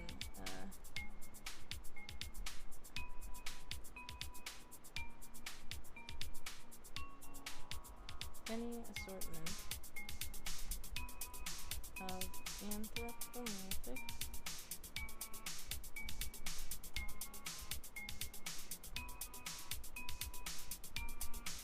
animals breaking into the children's homes and taking them away. There are also scarier versions of the story that involve hideous monsters or witches or ghosts. These versions are often told around the campfire at Camp TBA of the opposing school, which still is a horrible name. That's 308. I think we did good. Work in progress. And publish this.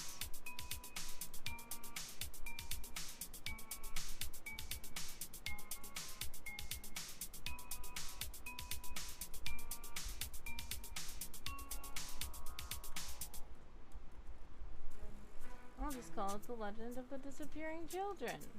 That's what it is. Okay.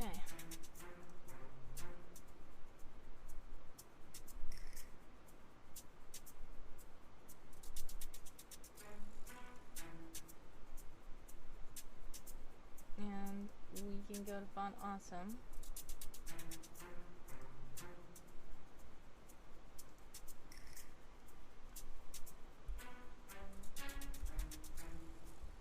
I don't know.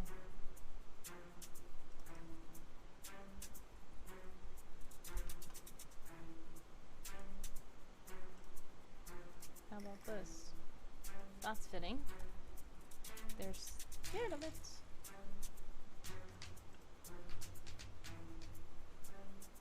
Alright. And now we have 2 more articles.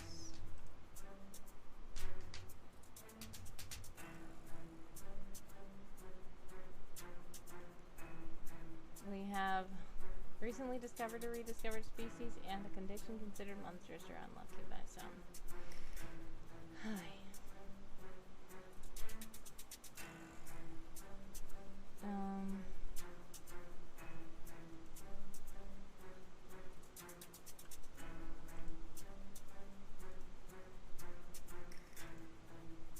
One in discovery and one in monstrous.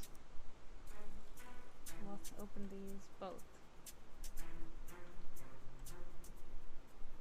Alright, what kind of species was recently discovered or rediscovered? What I can also think about is creating a species can be considered discovering them, technically, because will-o-wisp does genetically alter species. Maybe it could be something on the Styrax Island. I mean, not Styrax. On the Flytrap Island. Like the track burrs. Something that... a species that they created. We talked about the scorpions that are genetically mutated. That was last summer camp. Then we have these track burrs that are... for this summer camp that stick to you and track you if you're trying to escape from the island. What else can we do?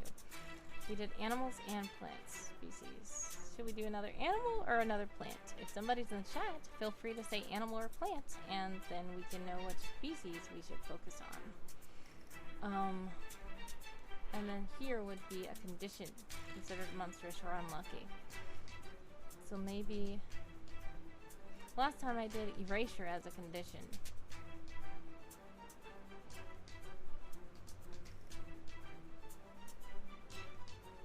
Maybe we can focus on the opposing school and make disappearance a condition. And do another one of those kinds of play on the article, kind of not very traditional view, but it's still technically a condition.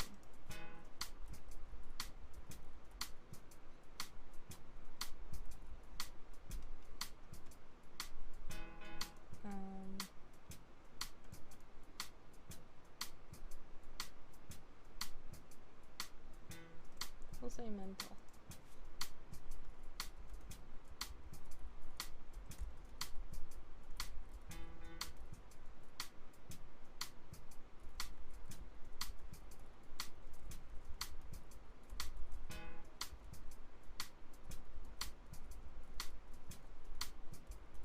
Let's see.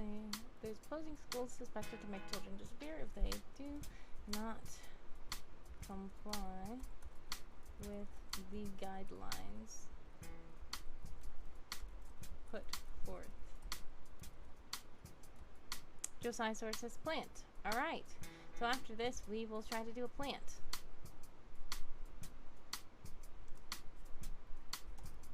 This includes disclosing secret information to parents, family, or friends, snooping where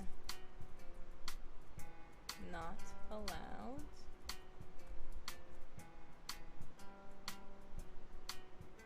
and otherwise defying orders. Alright. Affected species would be human.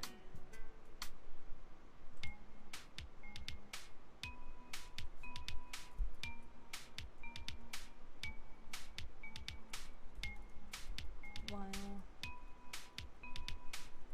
the state of disappearance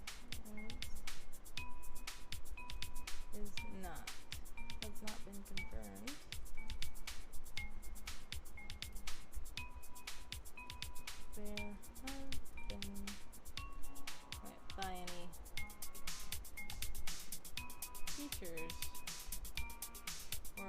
officials, there have been cases in which children have never been seen again, causing other kids to believe that they disappeared.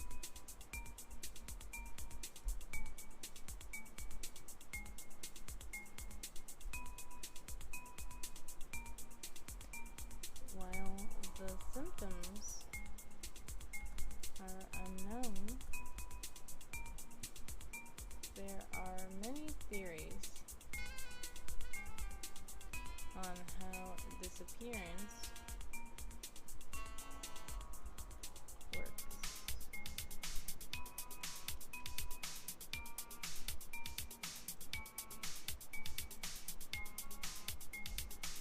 Some believe that the children physically disappear, but still exist as spirit-like entities that roam the earth beside us and beside normal humans, but cannot interact. Some believe that the children are poofed away into nothingness and are considered dead or no longer in existence. Some believe that they are taken away to a secret place and locked up forever.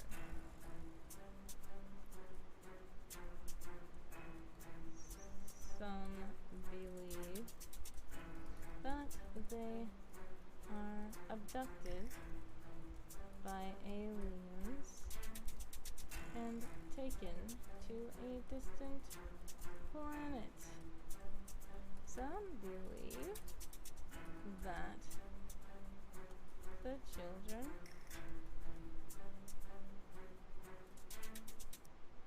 there's another thing. Oh yes. Are sent away in a time machine to a different period. To a different age. Okay. How many words do I need? I have 186, so I need 114. Treatment. There is no known treatment for disappearance.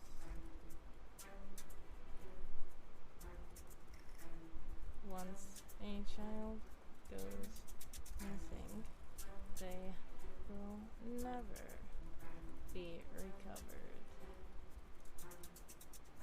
Some do have a sliver of hope that their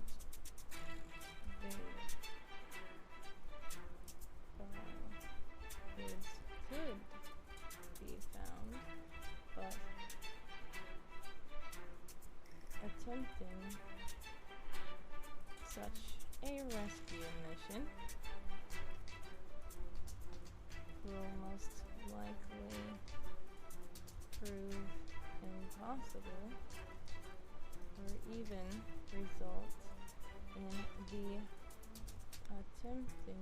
attempted rescuer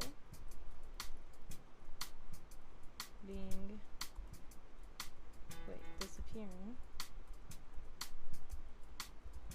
themselves. Okay.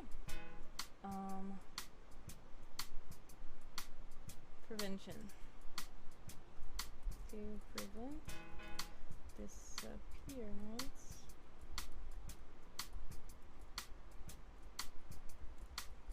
children remain on good behavior. Vow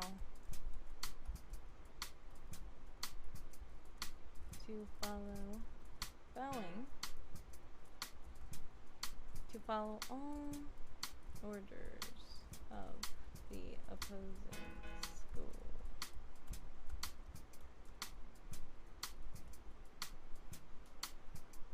They do not snoop where they are not allowed, and only tell their parents what the organization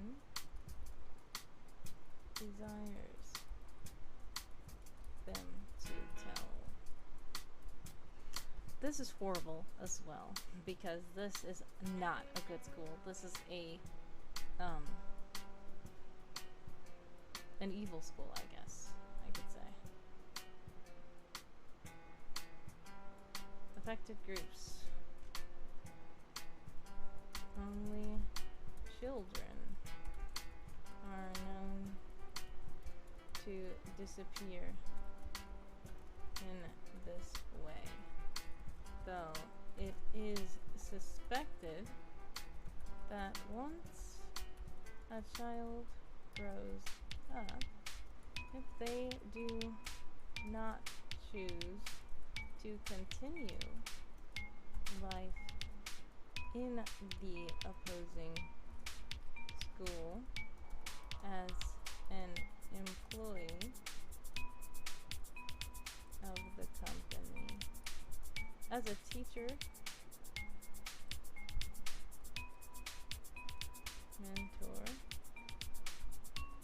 or other employee of the company, they are still at risk of disappearing. Okay. It's 323 words now.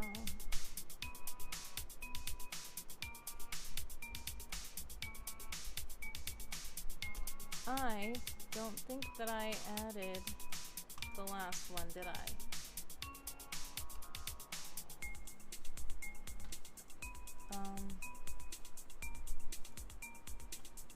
Which one did we just do?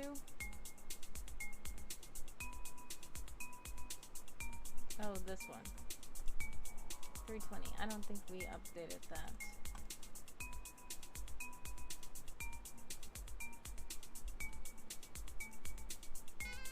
Okay.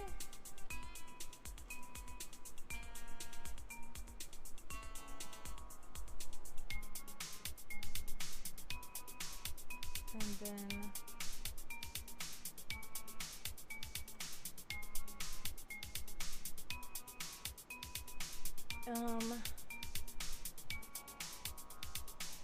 not awesome.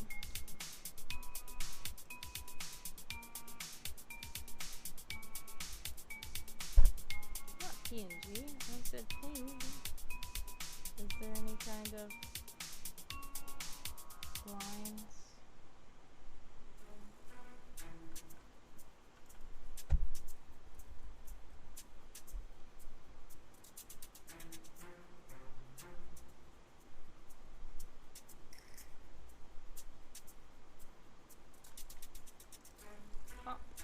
Maybe? Nah.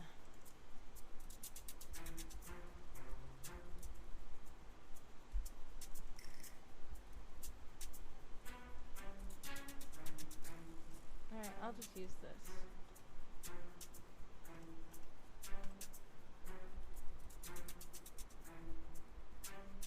Okay. And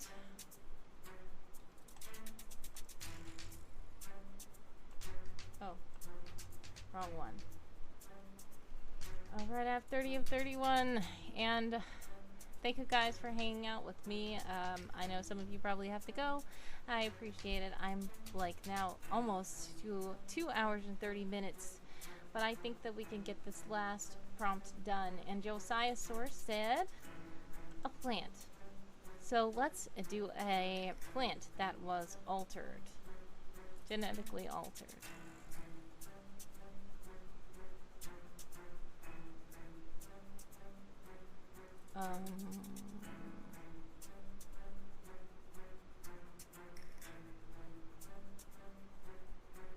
Let's see.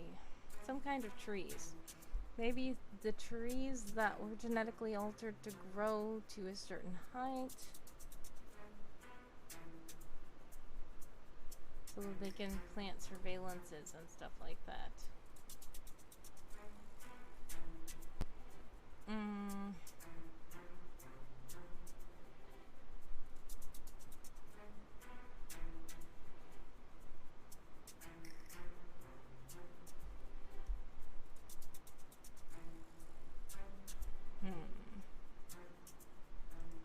I'll say this is on DNA on the Shipula.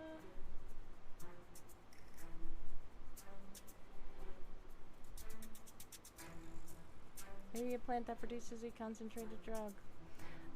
Yeah, we were thinking about that before.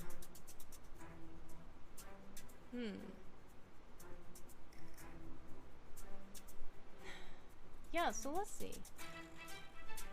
Maybe, because we did do these scorpions before. The GMG scorpions.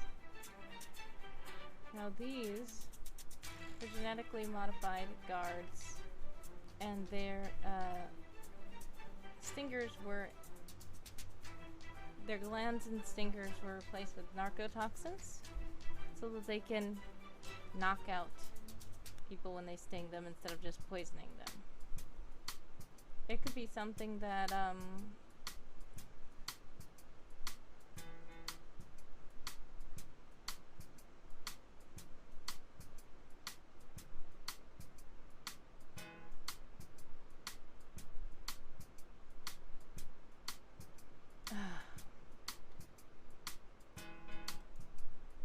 I don't know, a plant that produces narcotoxins?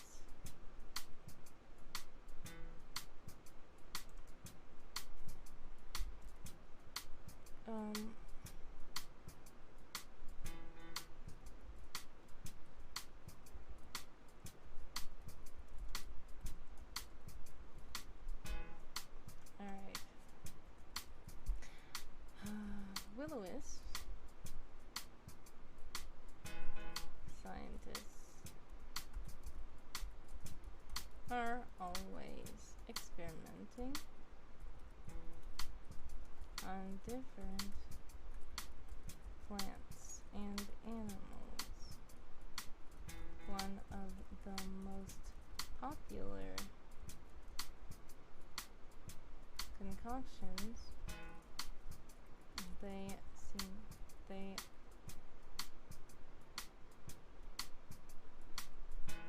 create and amplify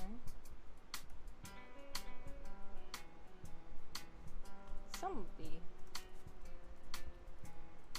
most popular concoctions they create and amplify are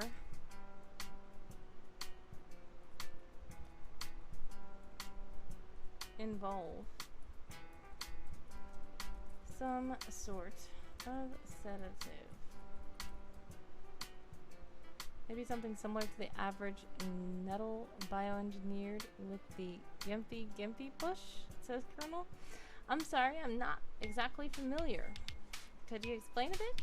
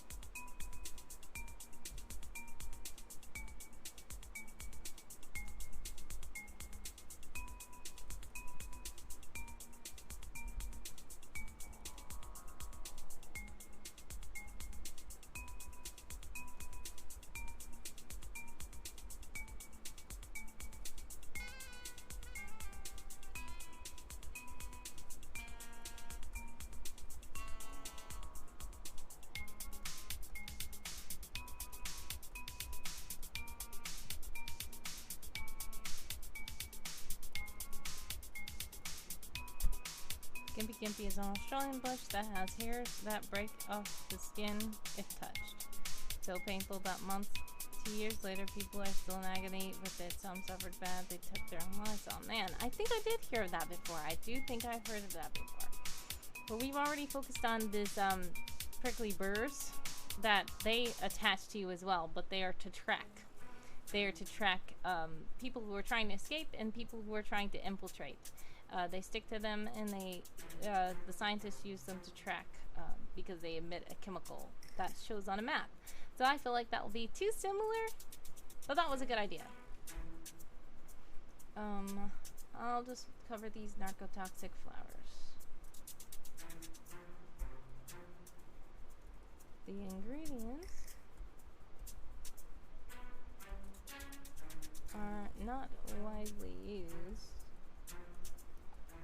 outside of clinical trials where the ultimate results can be monitored by scientists.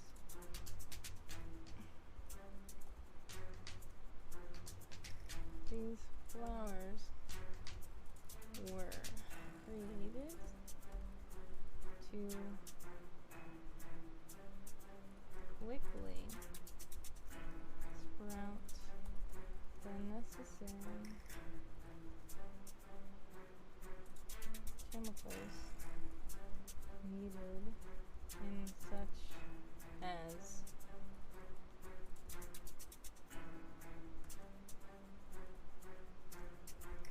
other consumed use tokens and other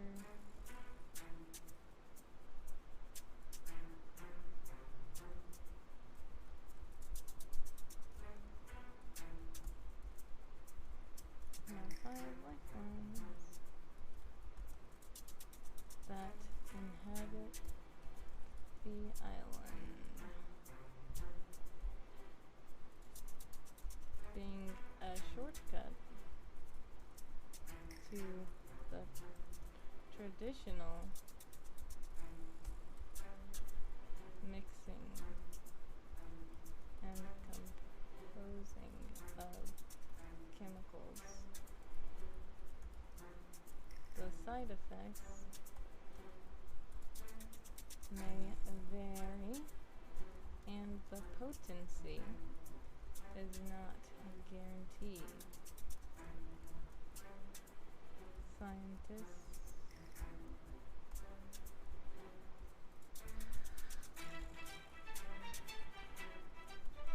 are working hard at making new developments to the budding species. Alright, and we have 216 words already.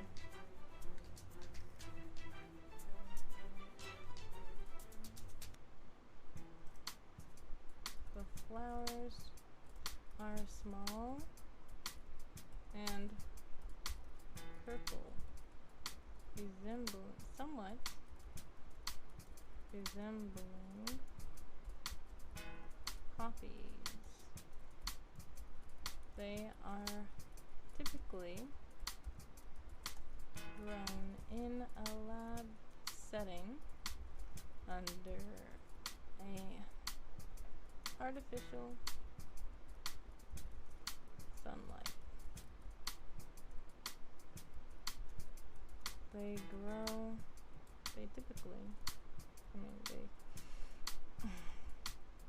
grow quite fast, but only produce mere drops of narcotoxins per plant. Several are needed to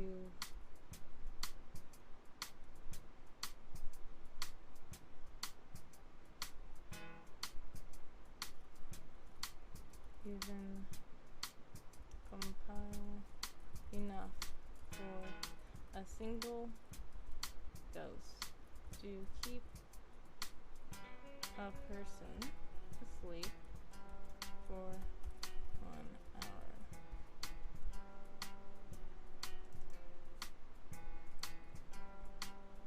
How about 50?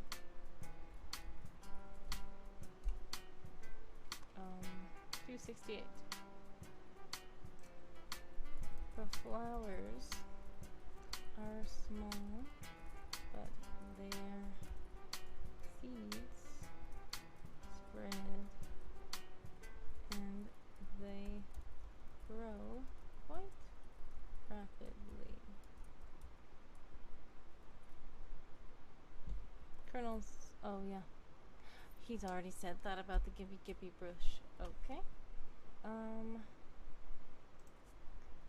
The flowers tend to grow to full maturity within 7 days.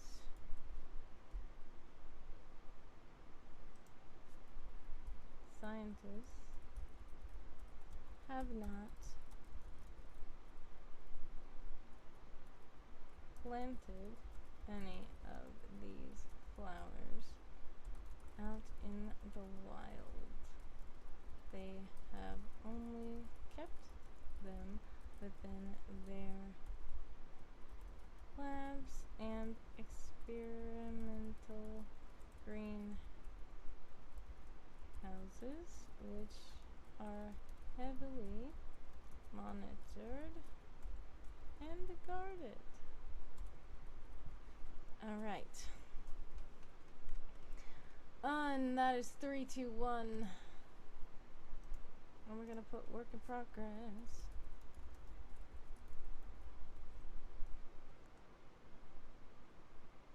And save this. View.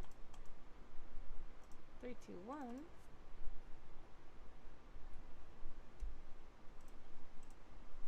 And we're at 12,572 words. And this goal is really if each article had 500 words, which is something that I will probably try to do over the weekend. I will probably try to add art to all these articles and to clean them up. But I am so glad that I have officially achieved the diamond badge. So thank you guys so much for hanging out with me. We went 30 minutes over time, but I appreciate everybody who's still there watching and everybody who's watching in the future. I apologize for this super lengthy episode, but thank you. This summer camp has been quite amazing, and I appreciate you guys always just hanging out, liking my articles, following me on Twitch, watching me on YouTube, liking a video. Everything you do to support me is always appreciated. I thank you just so much for every single thing you do. I wish you guys the best and much success. God bless. And if you have any more camping to do, I wish you the best with that. And you can do it. And if you don't make diamond, it's totally fine. Remember, do not tire yourself out. Don't beat yourself up. You did the best you could. And I don't know what to say. This is the last summer camp stream, so all I can say is that I appreciate you guys ever so much. And yes, you are going to see me, though, Monday, 8 a.m. Eastern Time. We're going to do a celebration stream and go over summer camp, what we did, and, you know, talk about everything. And we are going to discuss plans for August, because I did host and sponsor a category which is a great leader of their people. So I have a lot of reading to do. I believe there was almost 300 articles when I last checked, and we know that there's probably going to be more after summer camp is complete. So we are going to see what we're going to do in August. But stay tuned for that. I appreciate you guys. Once again, I can't say it enough. Love you so much, and God bless. Much success, and thank you so much. Joe Sizehorse says congratulations. Oh, Colonel says, congrats that I'm a diamond. Oh, thank you. I appreciate you guys so much, and thank you for celebrating with me and being here to support me. And I was not sure that I was going to hit diamond in this stream, and we did go a bit over time, but we ended up doing it, which is awesome. So thanks again, and remember, stay tuned. Monday, we will be out of summer camp, but we will still stream Celebration. Bring your articles if you want me to read some of the things that you did, and we'll just have fun. A big party to celebrate the end. Charlemagne for diamond. I believe, yeah, you did send in an article about a great leader of their people. And it was pretty interesting. I am going to read them all after summer camp is over so that we can make sure that you guys did all your editing and stuff like that, because I don't want to judge the article prematurely. I want to make sure that you got the article exactly how you want it. And once summer camp is over, it's no more editing. So then it will be time for me to read. And I will ask each and every one of the people who did submit, I will ask them if they would like me to feature their article on stream, because I may stream during August and read some of those articles on stream. So if that's something you're interested in, let me know. If you would rather me not read your articles on stream, let me know that too, because I do not want to do anything without permission. But thanks again. I appreciate you so much. And you guys have a blessed day. Love you.